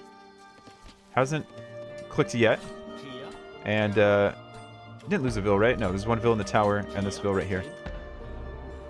That vill in the tower does look like it got down to somewhat low HP. And, oh yeah, there's no gold out here. So this village is very important to be able to get gold. So the tower does make sense in that regard. Otherwise, yeah, you'd be in a very difficult situation if you had no gold whatsoever. And I think these archers that are here are just going to sit right by this gold and make sure it doesn't get utilized. Is this archer going to pull in an elephant? Yo! That is multitasking. And yeah, the archer moves pretty quickly. We have 0.96 speed versus 0.96 actually equal. Oh, but the elephant doesn't stay, so you have to shoot it a few times, I'm guessing. Oh, wow, it doesn't even want to retask. Oh, it's because its line of sight is shorter than the archer's. So the archer has to maneuver a little bit. But should get it now. Villagers on the wood line are being moved out of the way. So this archer can continue to path forward. Oh, yeah. Trying to send the villagers back to work, but they're trying to drop it off at the lumber camp because that's just what villagers do a lot of the time. And archer can garrison, but okay, decides not to. And off to go better at some walls. We have a stable for Jibatong, so I'm guessing this is going to be a classic Huang approach. Stable, monastery, siege workshop. And you just try to do as much damage as early as possible. Just trying to, I guess, identify what to do at this point. And the archer's being sent off to do a bunch of different tasks. But yeah, the only gold income for this push for our Celt player is just this one tile here. So maybe not ideal.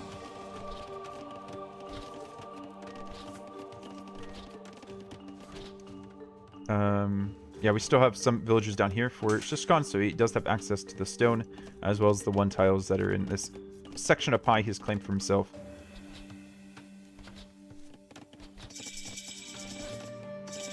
Both players up to Castle Age, and we have Siege on a hill versus Siege nowhere to be seen. Is this what these two villagers are going to be making? Thinking about it? They do make it. Okay. So yeah, just the Ciskhan economy is just better all around. 2,000 or only 200 resources more collected, but yeah, pretty solid. And now we have knights. These villagers are very exposed. The archers are not anywhere nearby to help. But we're gonna have a nice wall off here by Ciskhan, and gonna be utilizing knights himself. Where? Oh, the stable's over here. I guess you're gonna try to get in on the tower. Oh, and try to cut through. That might have been a misplay, bud. You might have been like overcomplicating it. Like, how long is this gonna take? You're not Celts, you're Chinese. I'm assuming he's shift queued all of this. But that's still like, what, 3 minutes before he gets anywhere? Monastery as an addition here for Ciskhan. I think the archers are just gonna be used as bait to distract the knights so this villager doesn't go down. She'll be there to repair any sieges produced. We have one mangonel so far. Yeah, look at him running away already. They're like, one shot should be enough. We don't need any more. And no monks out yet from the monastery. And cav archers being produced. Okay, I guess a mobile option. But here comes the Celt siege, and that's what's scary.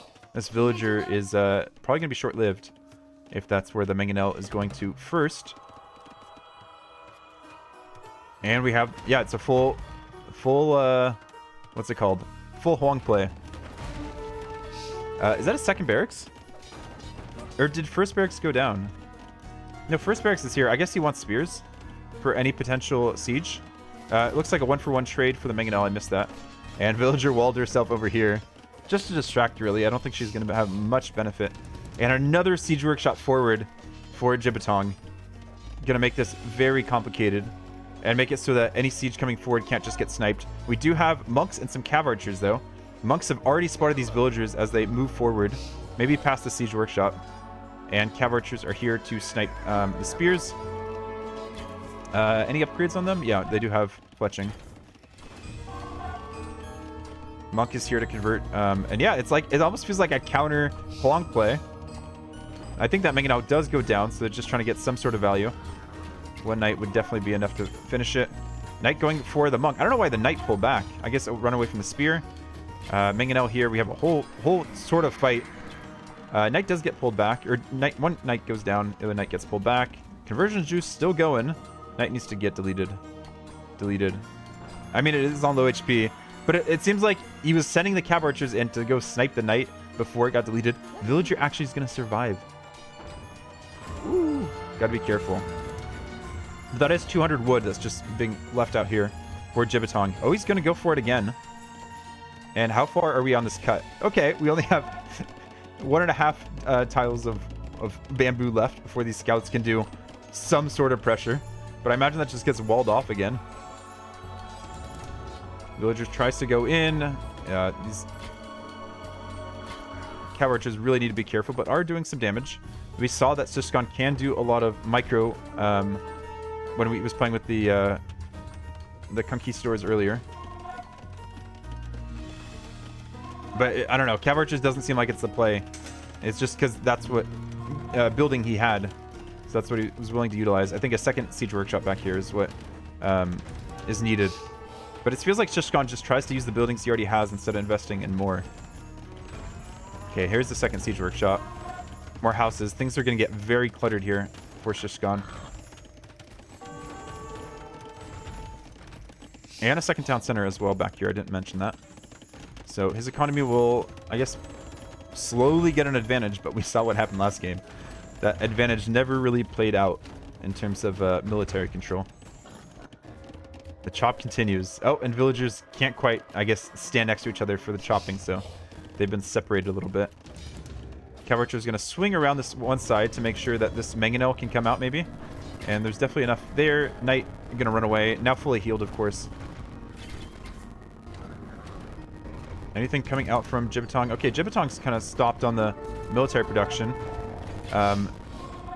Yeah, I guess he doesn't really have the resources. Where are these villagers?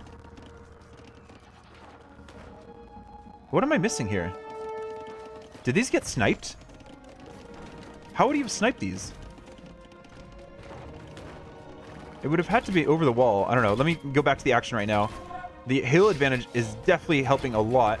Mangonel's, yeah, coming in from all angles. Jibatong has some great attack rounds. Mangonel, unfortunately, unable to path successfully. And the KD reflects the fact that Jibatong's taking better fights despite having lost, yeah, 5 villagers now. So I think that's 2 in each pie piece and then 1 sniped by the cav archers. So Jibatong no longer has gold. This is a no gold push. Huang push. So it feels like Ciskhan doesn't have to take the best fights. He just has to take a fight. And he should be in an okay position. You can see Jibatong selling food for gold. Is kind of stuck on this 1 TC position. He has to get through this position to get additional gold. Fight your way to the gold.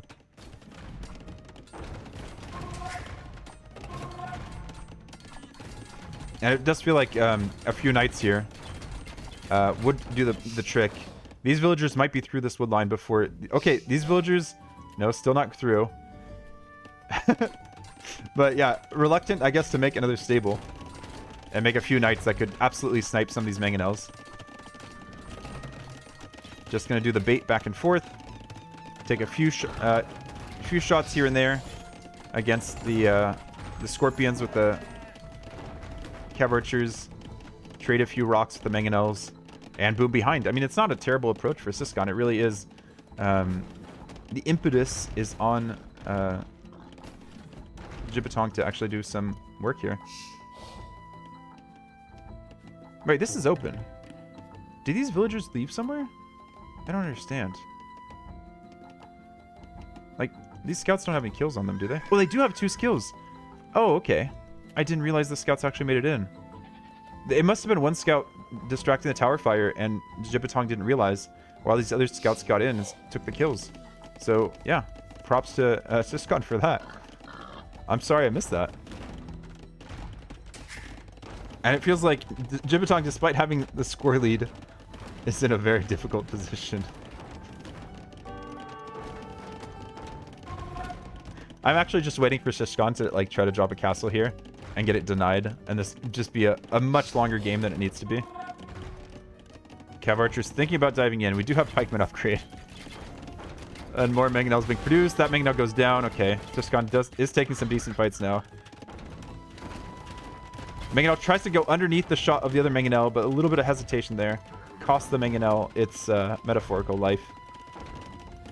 Villager just moving around, dealing with the damage. That is costing gold, though. So the few bits of gold that Jibatong can get, yeah, not making it ideal. Come on, you get the conversion there. Okay, there's the conversion. And now we have a knight there to do some damage. But it's just gonna get converted back. Oh, okay, at least one mangonel gets taken out before the conversion goes. And Jibatong is out to the outside, so he is able to access gold again. Mangonel does get a good trade, and a knight in. I mean, that knight's gonna be short-lived. He's just gonna see what's there. Maybe he'll realize, okay, I'm so far behind in economy, I can resign. But the cav archers are actually staying here instead of chasing the knight, because they're needed to deal with the pikes, I guess. I mean, I don't know. I feel like cav archers should be chasing this knight. Okay, knight does get a kill. And now new town center being set in this pie. So the outside does have quite a few resources, so I think Jibatong's actually in a decent position here. Another knight gets deleted before converted, and the siege push seems to be at an end here. Though Jibatong was actually getting pretty good trades out of it. But Jibatong's going to spend his wood and gold, or mainly wood here, to move out to the outside. And has been collecting quite a lot of stones, so is in a position to build a castle. But Ciskhan has learned from the last game, knows to put down the castle first. Pike's coming forward. Good attack ground, but you can't attack around your castle.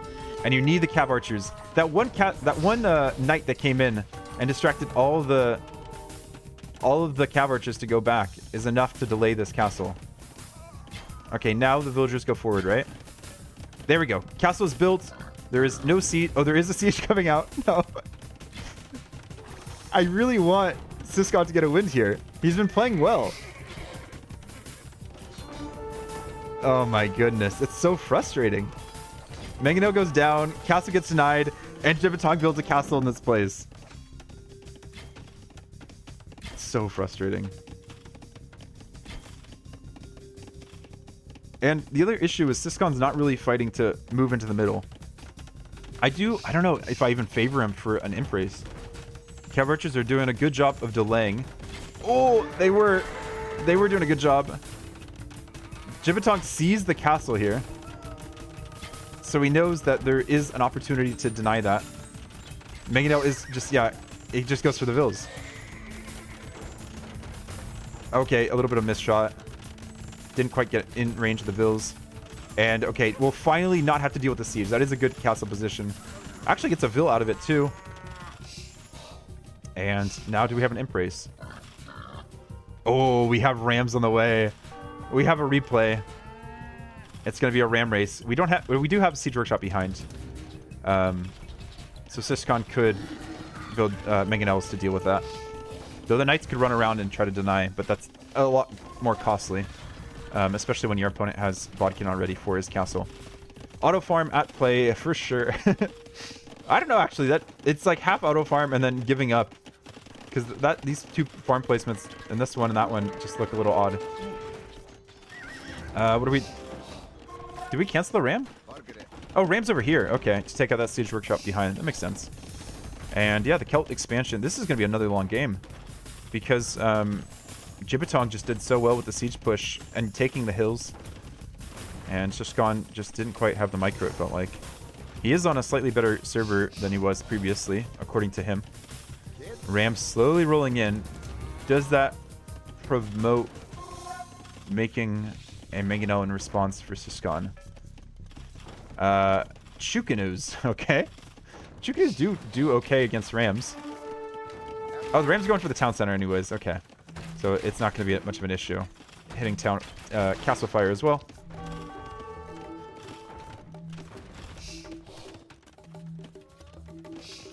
And Ciskhan is into this bottom pie with all of his villagers now. And this has been walled up.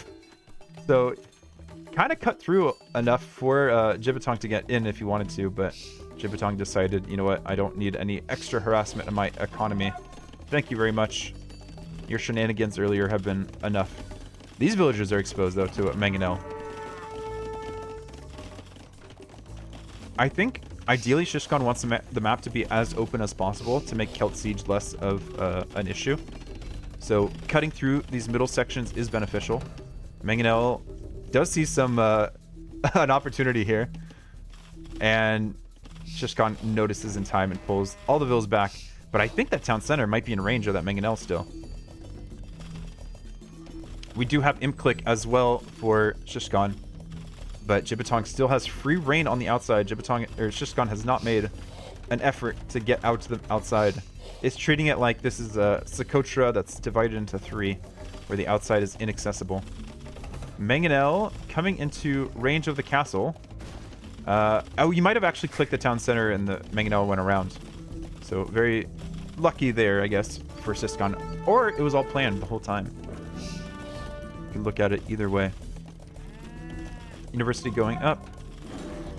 Bear fight on the top side. And other than that, it's fairly peaceful. Somehow these cav archers got through. Being converted and got walled in. This is a very good idea. Because otherwise, Ciskhan has no access, as I mentioned, to the outside. Has this Chinese castle been repaired at all? I like the addition of Chuknu on the way up. Probably thinking, you know what, I had a better eco where I got my town centers up earlier, so there's a chance I win this Treb fight, even though this Celt castle is on a hill. And so I want to have some unit in reserve to push after I win this Treb war. Ooh, another castle over here, slightly on the hill, and actually in range of this town center. He doesn't even know that town center's there. So lucky. Jibatong gonna make that anyways. He's like, I've already committed, I guess. And he probably doesn't know if it's in range or not. I mean, he should see the range indicators. But yeah, he makes it, and he's like, okay, at least that'll give me some villagers for a while, even if I can't work there. Sends his villagers to collect back there instead. Imp is in a few seconds. Ballistics is about in as well. And we have Bracer, we have our first Treb, and we have more range units for our Chinese player. Do we have ballistics for... No, we have no ballistics yet for the Scorpions. But yeah, I guess kind of cutting off reinforcements to this castle. Just the villagers that are there are those that are going to be able to repair. If Ciskhan can cut through this forest, I think he's in a pretty good position to... I don't know, just have like good map control, at least in the center. And then it'll be difficult for the Celt player to wrap units all the way around to where he needs to reinforce. 2 castles. No, I was going to say, can that Treb range? No. Treb's just going to go for the TC. I don't know, might reconsider once he realized my opponent is also up. Lots of Woad Raiders. I recently learned in preparation for my episode on the Celts that Woad Raiders probably didn't actually use Woad as their paint. We do have a wall off here, just in time for Ciskhan, to prevent the Woad Raiders from trying to snipe that siege. Are the Woads going to try to go around? No, it seems like they're just going to sit in the castle and heal for now. More trebuchets being built by Ciskhan behind. And I think there was a Scorpion here. Okay, Scorpion got sent out to the outside. No, is now chasing, and another tower being forced up. Did he go for the monk? Maybe prevent this tower from going up? No, tower goes up, maybe sits under there and just dies to a scorpion later. Seems like that might be the play. Going back to the Treb war, we have 3 Trebs versus 2, or 1.5, now 2. And second castle going up in defense now for Jibatong. I feel like a castle on this hill would be a lot better.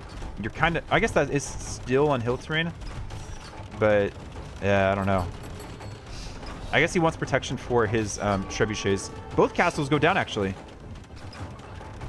And, okay, rewall behind. Very smart for Ciskhan. And I'm guessing he's going to be repairing the trebuchets.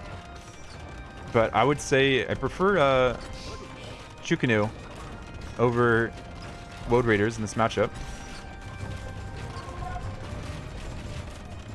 Chukanu do see that the castle's going up, so they're going to retreat a little bit. And one Treb thinking about moving around, but realizing, you know what, not a good idea. And this Treb is, or this castle is a little bit sketchy now. Did actually cut through, so more Chukanu can come around.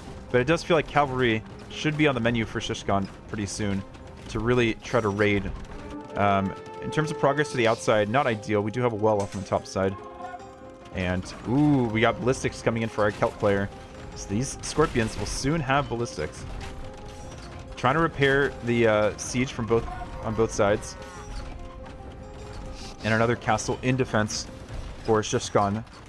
But again, on the other side of a wood line, which I feel like, I don't know, makes it very easy to take down in some regards and hard to defend. Like, you can't just send cavalry around to snipe the trebuchets. But yeah, the Trebs, as they're currently positioned, are accessible by these Chukanu. So the Chukanu are taking out the villagers and will eventually take the Trebs out, I imagine. Scorpions are being taken out by the Chukanu very quickly. Just gone kind of housed pretty badly. Repairing the gate now, interestingly enough. Yeah, Chukanu actually doing quite well against the Scorpions. And now that the Treb cut its way through, it's able to continue pressuring. Not actually going for the castle here, but going for the monastery that has the relics. 2 relics collected there. And a scout waiting for the cut through. The scout is positioned so it could see when there is a cut. But obviously Jibatong has enough to worry about. He can't really focus on, like, can I wall my opponent in so he can't get through. And Trebs decide to roll back, which I think makes a lot of sense. Wow, those Trebs got through the house so quickly. That was like an airstrike was called for those Woads to get through. So Jibatong has like a weird section in the middle of the map here that's well defended with 3 siege workshops soon, a castle, lots of Trebs, and that's why I mentioned this Treb is in a weird position. So yeah, this second castle was smart. I second guessed it, but it made sense. Villagers trying to take out this tower so they can collect more gold. And it feels like, I don't know.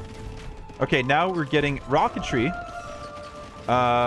So these Chukanu can be fully upgraded, or more upgraded. And attacking into cavalry now. Ciskhan does have a significant score lead, but making some questionable decisions with unit positioning. I'm glad that he pulled those Trebs back, but he pulled them to this tower, whereas this castle is now, yeah. I feel like you put the castle here, right?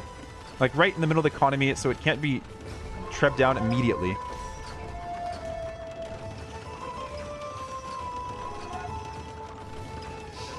And it's been said that Chinese kind of just died to onager because they don't have BBC, they don't have, they don't have block printing, I believe, on their monks. So they don't have a good answer to onagers other than, like, cavalry. And we got upgrades.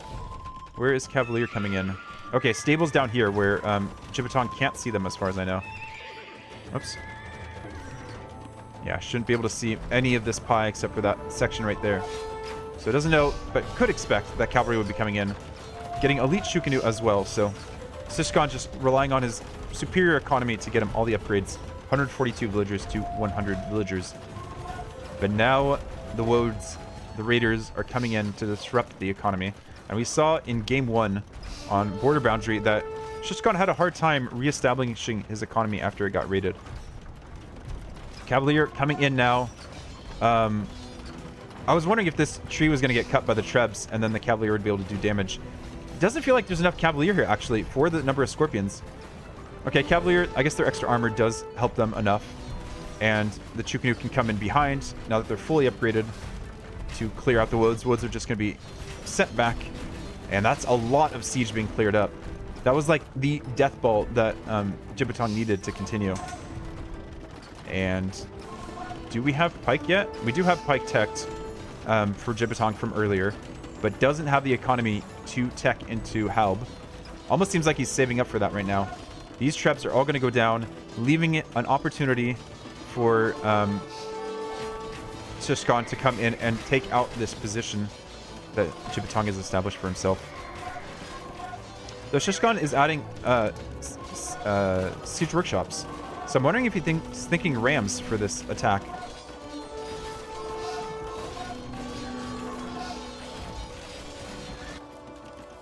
Oh, this barracks is still being used for production of pikemen. That's funny.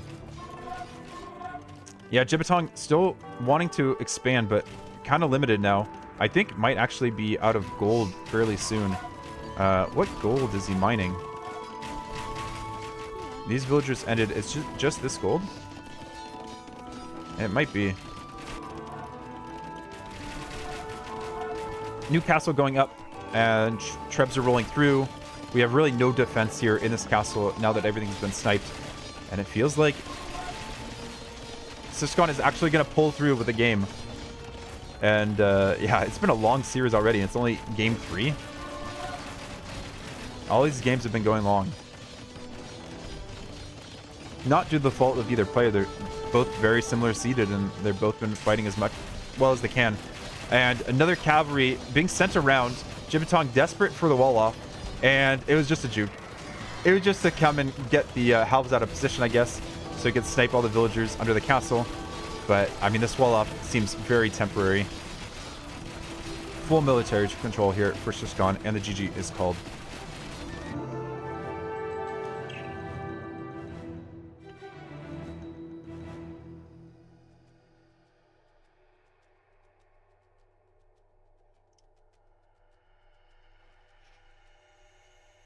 Yeah, Ciskhan didn't have the... Or no, he did have the KD advantage. Wow, that was huge. I guess, did that start just when he added cavalry finally? I mean, it's not like I wasn't saying it earlier. And he just started producing a ton more military as well. Did get Capture Ram, so it was Ram at the one point. But yeah, it just felt like he needed to add cavalry a little bit earlier, but he was just waiting on that one stable in the back to do everything for him. I feel like he had the economy at that point. Okay, I said I wanted to see when those villagers got sniped. Here they're still working. Still working. Still working. Still working. Here come the scouts. No way! He left the hole open. He didn't even have to open it up. Scouts just sit under the tower. No reaction. 2 dead vills, no more gold access. And all that, you know, while I guess he was taking out the archers. He's like, now's my opportunity. The archers are going to bait. And I'm going to kill all of his gold vills.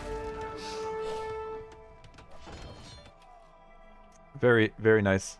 So we get a win in for Ciskhan. And we have a set. It's not going to be a blowout like so many of these early sets have been.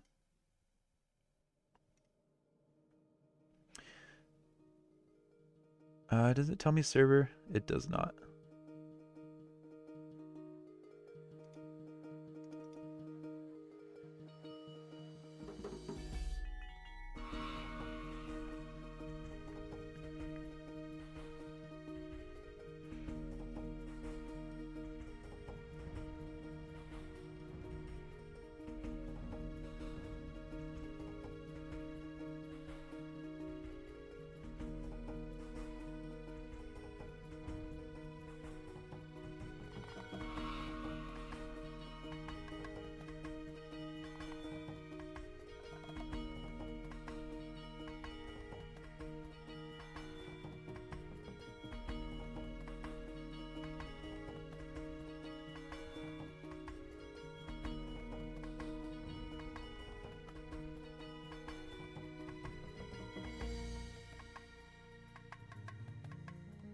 So game 4 is going to be our third map that has resources just stuck in the middle. I think we have about 30 seconds before we can get into game. But the map will be Inundation. So most of the gold is in the middle, and players get to decide whether they want to build in the middle or on the outside. And this also goes to quite long games, usually. But there are some very exposed areas and points during the game, so we'll see exactly how it plays out.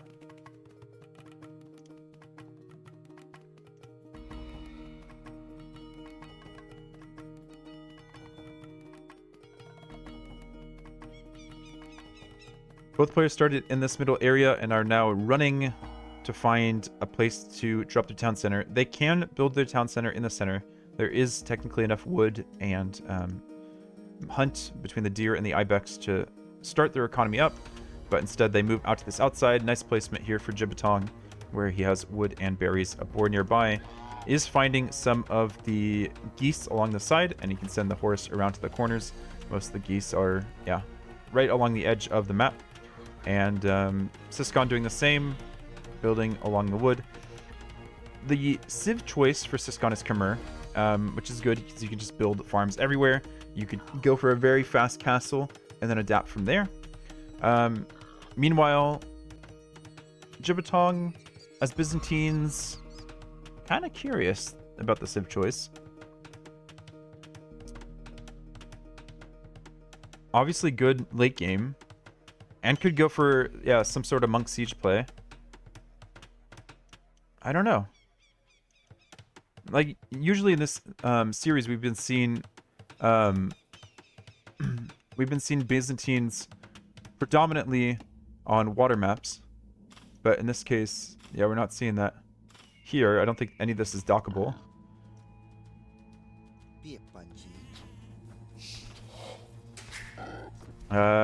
Is Ciskhan gonna get housed? No, he's in time.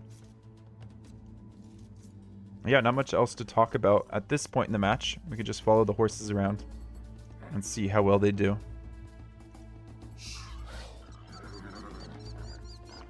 Oops. Looks like Ciskhan's missing some vital sheep there, but I guess the sheep that are behind will catch up and find the missed sheep.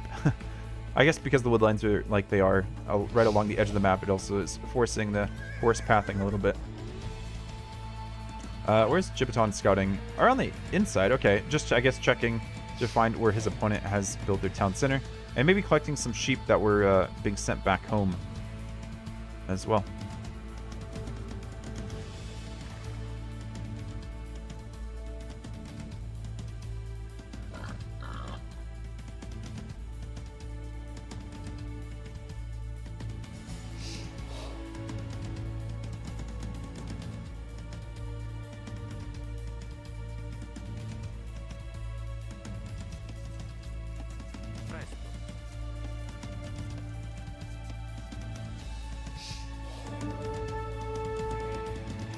Really like these rock effects.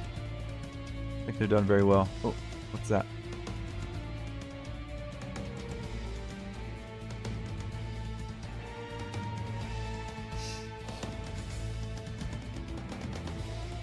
So I'm going to make some wild predictions while we watch this bird, this hawk, fly across the map. I'm guessing we're going to see at least 10 camels. 2 monks from both players, at least. And Jibatong is going to win this. Because he's just seemed better in late game than Ciskhan. He's looked better throughout the series. I mean, the scoreline definitely shows that. But Ciskhan has had some creative strategies. But I think this map is just kind of cut and dry. I mean, I might be wrong here, but we will see.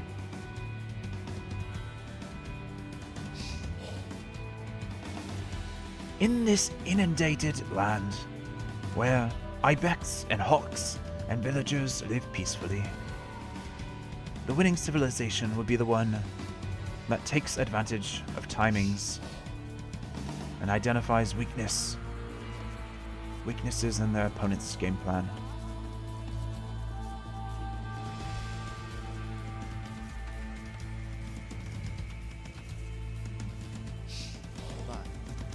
Villagers just go out to collect boars from wherever they can find them. And of course, the horse is useful to help support that. But of course, if the horse is from the other team, those villagers might be in trouble. Loom coming in now for Ciskhan to try to help support. And he will have crossed the horse.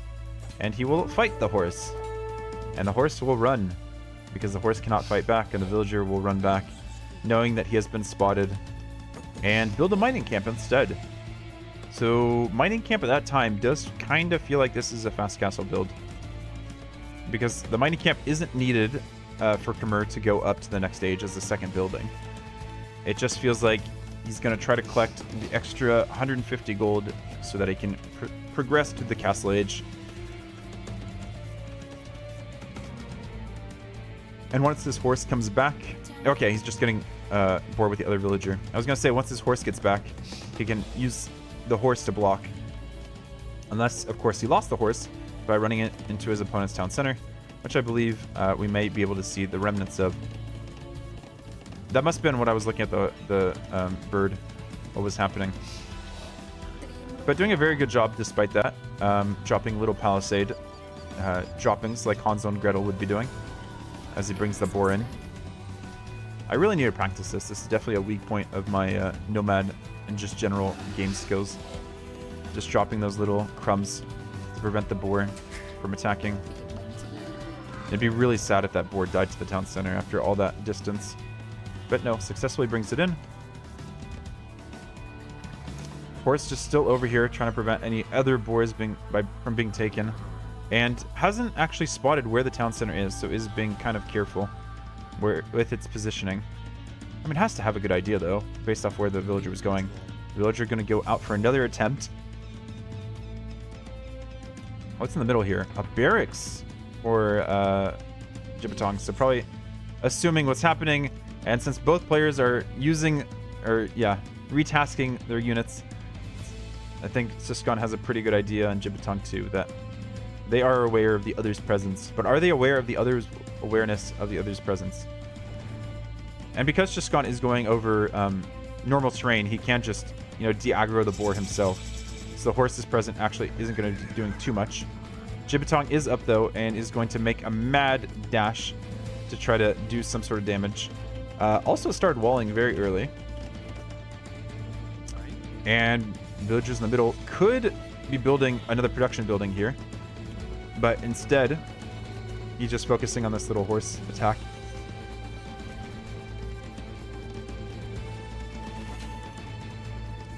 Horse is in range now, and yeah, no real threat to this villager anymore. Does have to make sure not to, kill the boar with the TC, but yep, does it perfectly. And so it's going to be a range from the middle as Jibatong's adaptation here. And Ciskhan is up to Feudal Age and not quite in range of Castle Age. We'll need a little bit more gold, and that's why he sent a few more villagers over here. Villagers need to collect 20 more. So what is that, like 5 per villager? And boom, he has enough. He just needed a force drop. And he's up. Pop. So yeah, by the time these archers get here... ooh, this horse might actually go down. Okay, no, dodges around. That's a mill. Is that intended? Or is that supposed to be a house? That might be for a horse collar. But it seems like an odd choice. We have skirms out, actually, for a Byzantine player. And the fact that the horse is right there makes me think... Ciskhan, you gotta watch out. Yeah, trying to be walled in. I don't know how effective this is. No, you just run around the other side. I guess, no. He's gonna try to fight off the horse, because the horse has been the pesky one so far. And can just run, the other side to his town center. Does wall the villager in. Well, villager will have to leave the house if she wants to escape. But not paying attention to that. Oh, does actually take out the gate, though. And villagers running into the town center as well. And so far, this first bit of pressure here from Jibatong has not really culminated into anything. Does not have horse collar either, so behind this, I guess he still has food under his town center. Doesn't need horse collar yet. And he could take gold from the middle, but instead is taking hunt with one of the 3 villagers that is present. Yeah, still no villagers have gone down. It's just been that horse. And we have towers now. I feel like Ciskhan just needs enough wood to drop a siege workshop when he's up, and none of this. Oh, and he can just jump through the house as well. Yeah, siege workshop plus these vills put an end to any of this tower shenanigans. What is the play? How much HP will this tower have? Almost no HP. Just needs to pull away the weak Vill. Jumps into the house. Clearly a strong Nomad player. Or strong Khmer player, I should say.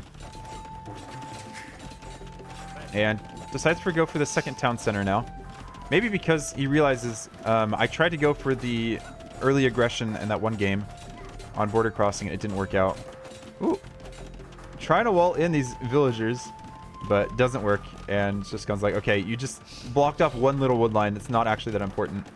My villagers' time is more important to me. And he's going to send those villagers to build a siege workshop.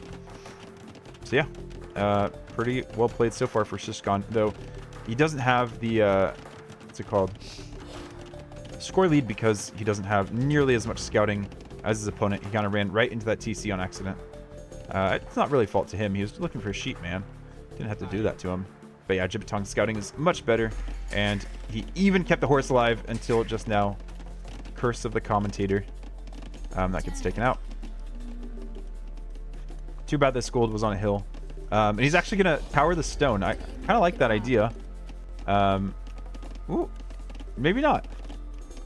But I guess he sees the siege workshop and knows, okay, any tower I make at this point isn't really worthwhile. Isn't gonna, I mean, my opponent's not on the stone at this moment, and that's all the siege is actually gonna do. Yeah, we actually have a scorpion here for our Khmer player. Ooh, going for the gold instead. Ciskhan does see it and rushes it with the villagers. Ooh, he's just gonna rush after the villas instead. The skirms get pulled a little bit out of position. We do have an archer here in the mix as well.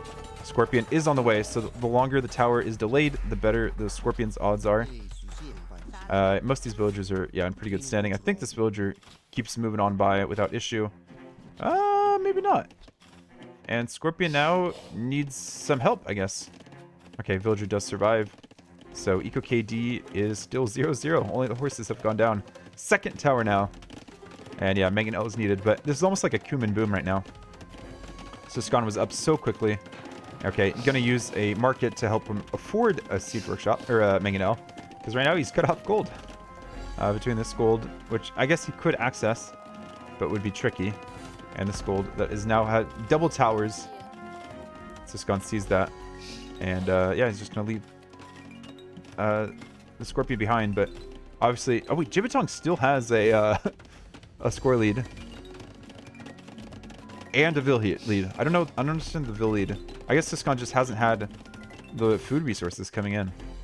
And Jibatong has out all the food in the middle. Our villagers now thinking... Oh, they're just going to batter down this tower. That makes sense. That hasn't been walled on the backside. And I do like this wall off. If it's in time. Castle Age and Fletching coming in now for Jibatong. Going for a second house. Just prevents, you know, units and extra towers from getting back there. All those nasty things you don't want to deal with. More Scorpions coming forward now. I thought it might be a Mangonel to deal with the towers, but no. And Scorpion's thinking, okay, maybe I want some sort of protection. My opponent could have added scouts or something. Probably wouldn't, because he's probably going to try to just get up to Castle Age and keep booming. No ballistics. Does need to aim at the first unit there to really get some good damage. Or just wait for them to stand still. That works as well. We do see a scout now. Yeah, he does see the scout. So he knows, okay, I need to keep my Scorpions fairly safe. Third town center now for him. And I'm kind of feeling like Jibatong might go for some sort of heavy approach. Add siege of his own. Okay, more towers. It's funny that we have a siege workshop here, but it hasn't prevented. Ooh. Battering ram gets shown. Villagers need to come over here to repair ASAP. Scorpions, yeah, not doing that much damage. Okay, maybe not ASAP. If I was Ciskhan after all these towers, I would have gotten Town Watch, but I don't think that's in play yet, and you won't see that tower go up. And yeah, Battering Ram is here, of course, for the towers. But I think they're being generated faster than he can take them down. Is up 10 villagers, though, with the 3 town centers.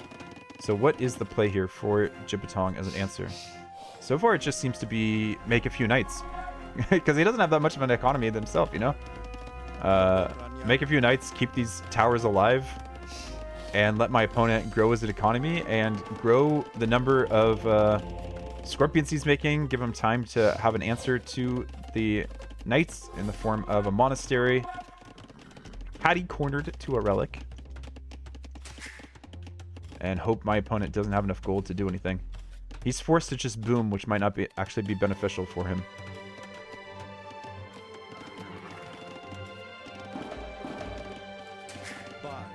We have 2 spears in the battering ram too. And a siege workshop. Okay, this makes sense. Ram's now deciding, okay, this is my chance to go in. Scorpions are here. Monk will be here shortly. Oh, no, sorry, dude. I was just kidding. I was just kidding, dude. That's fine. Bill, no, just, yeah. Checking all the areas. Probably going to drop a house by this gold at one point. Just keeping track, especially with Byzantine vision, right? You can just see everything that's going on. Sees the monk coming a mile away, pulls back, sends the skeletons instead. Ciskhan sees that. I really can just leave the monk under the town center. That monk's not getting a conversion, dude. Monk's not getting a conversion. Just sit under the town center, dude. He's really desperate to get this this gold. Villager is here to repair the ram, but yeah, these knights don't have any, or they have the first armor, so are taking a lot of damage, and the tower goes down. So okay, overall, I think Ciskhan is still in the lead. Didn't really throw there. Wasn't that many high value units. Just felt like he could have taken the fight a little bit better, maybe. Spears are trying to all rush back into the ram. Mangonel might be in time, and does see the siege workshop there as well. Okay. So it's going to be siege workshop right next to a stable. I would say stable counter siege workshop. Knights are here. Does the stable go up? Spears all get ejected. And Spears try to take a good fight against this Mangonel. They are now inside the minimum range of the Mangonel. Both towers go down. And it really feels like Ciskhan had exactly what he needed at right time. Does take the score lead as well. Spears, monks, and scorpions. So dumb. I don't see how this Mangonel survives unless knights come here. Or maybe a monk comes out? No. No monks yet. Jibatong just doesn't have the economy to support all of this. All of his gold so far has been going into knights. Does have a town center in the middle. So could supply a few more resources. Do Khmer get redemption? They do. They do. Okay. So yeah, could get redemption, but I don't think that's a priority. Just gonna pull those knights back and try to get a conversion if he can. Hopefully leaves the monks closer to the town center, so he doesn't get any more sniped. But this just is kind of turning into a light cav plus. Wait, what is this? I guess the tower got taken out from the corner and there's a skirm inside the tower. So now we just have a skirm tower. Light cav, did that get converted? I think that got converted. And we have some cheap camels for a Byzantine player as well. And is going to afford 1 monk soon. So yeah, it just turns into a boom plus light cav plus monks. And just needs to make sure that pays attention to the monks. Monks will be the deciding factor there. He's still being taken out. So yeah, spears have definitely been worth it. Scorpion's focusing on that house now. Late game, I feel like I prefer Khmer. Their economy just seems better than Byzantines, even if Byzantines have cheaper trash units. And Khmer just feel like they have a bigger power spike in terms of units as well. I don't know, I guess if we get like Cataphract plus Skirm plus tons of siege, that might not be the situation. Or if we have a player that just is deciding, you know what, it's time to go up. It's time to go imp. I can't catch up with the villagers, so I'm going to catch up, get a good position. But the camels, yeah, the camels, oh, just barely notices the castle.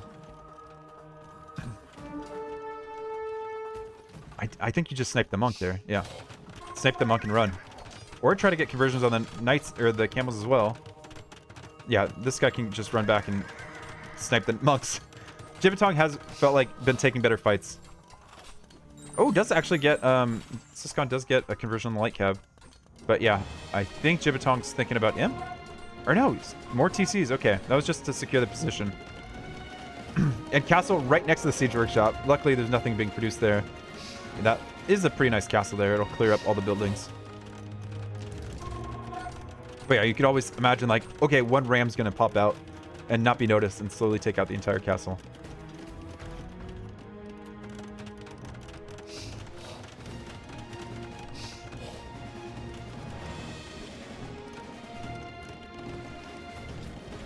But, I mean, 40 villagers ahead, building castles ahead of time this time for Ciskhan, getting light cav and bloodlines. This feels like it's a kind of game that Khmer want to play at this point. A game of mobility and raiding and just using a superior economy behind. So I think this is going to go to game 5, but I might be saying things preemptively.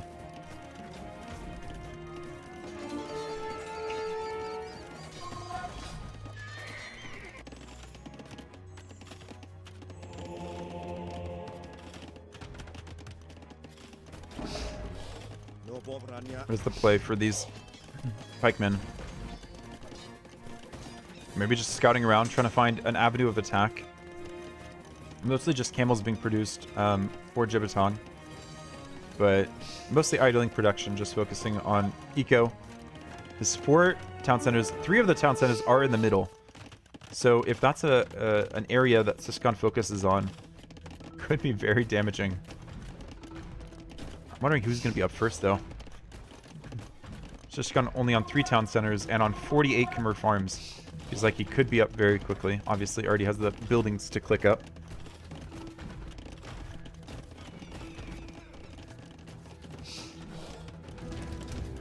Another siege workshop or another monastery for Jibatong back at home. Ciskhan now getting some eco upgrades. Checking if the castle has ballistics, I guess. Trying to micro against this camel. Does actually get it without losing any of the light cav. But more camels here to intercept as the light cav come in. But they're not quite as quick. Do get some nice hits though on that one that was trailing behind. Monk here to help repair or heal. And it looks like it's going to be yeah, Ciskhan to kill first. And a mix of stable and barracks units plus monks to help with the push. I wonder if he's going to push towards middle, though. Scorpions being a nuisance. Does Ciskhan try to push to middle or assume that most of the economy is still on this outside area and push towards that? Jibatong will catch up to villagers pretty quickly. He's just about not quite a minute behind in terms of Imperial Age time.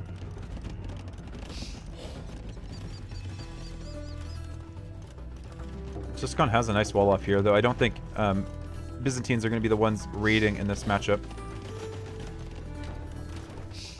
They're just going to be happy to defend, build up to the power unit, and just spam trash.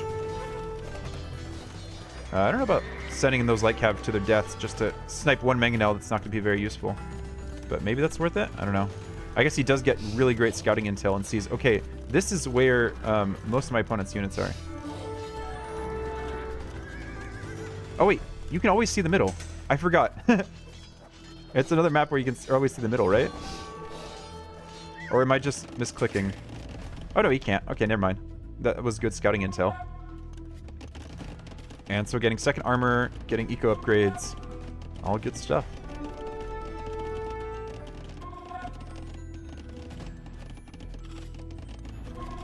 I mean, 132 villagers with Khmer farms. Okay, and it's found the ideal position to attack from, it looks like.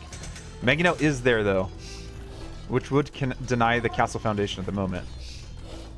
And only sending... Okay, there's one forward villager. We have the pikes. We have the light cav. Villager standing by. Imp is in. Oh, no, dude. Don't tell me. No! Why would you pull the military units back? Dude. It's so dumb.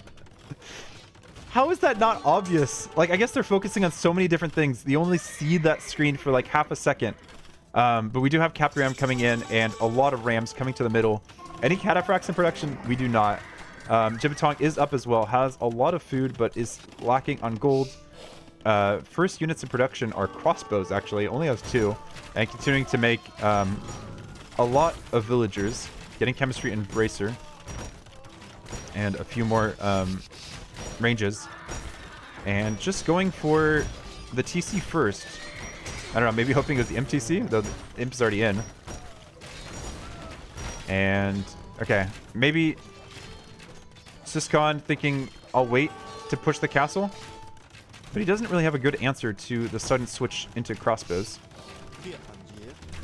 Deciding to build a new castle over here, allow him to still access gold, treb from that position, but leaving all these rams exposed. I guess you can't really take the fight against camels anyways. Need more pikes to come in, and instead raiding with the hussar. We'll get help as well, so yeah, their economy is definitely running smoothly so far for Ciskhan. Castle in a trebleable position as well. Like to see Ciskhan to be pushing from multiple points of attack as well. And we have our first set of cataphracts being produced, followed by trebuchets for our Byzantine player.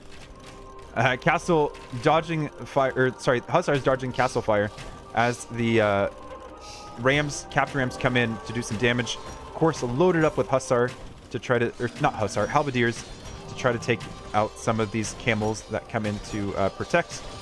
Lots of villagers here to repair. And I think, I don't know. Yeah, we still have enough. I don't know, actually. Are these siege ram now? They sound like siege ram. No, they're still capped. Down to 3 capped ram. Most of the halbs are down.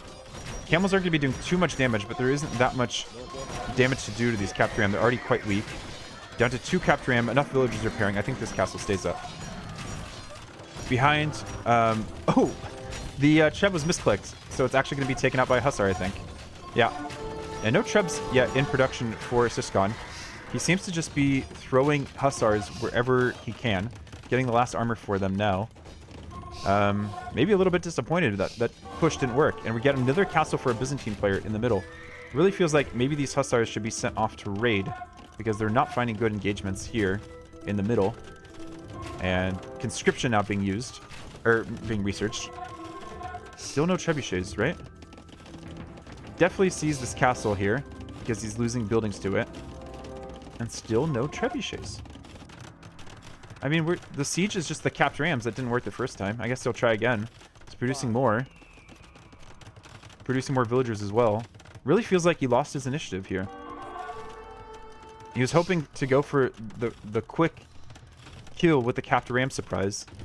But the halbs were being taken out way too quickly. Do they have any armor? They do not. That might be why. Unarmored halbs. Trying to tech into too much at once, it feels like. Hussar coming in, but yeah, not getting very far. And there's just not a great answer to the crossbows. Or the Trebs. Ciskhan loses score lead as well. And I thought there'd be like more scorpions, and the siege wouldn't just be capped rams here. Looks like the capped rams are trying to come in on this side. And Ciskhan just calls it. GG, good luck next. He's had enough. Okay. Also, Cataphracts trying to raid his economy. But yeah, it didn't feel like Ciskhan's day. He's definitely had better days. And Jibatong seemed really good. Maybe his strategy choice wasn't always perfect. But he was executing very, very well. So, yeah, well played to Jibatong. That's it for me. Hope you guys enjoyed it. You can like and subscribe if you did. And until next time.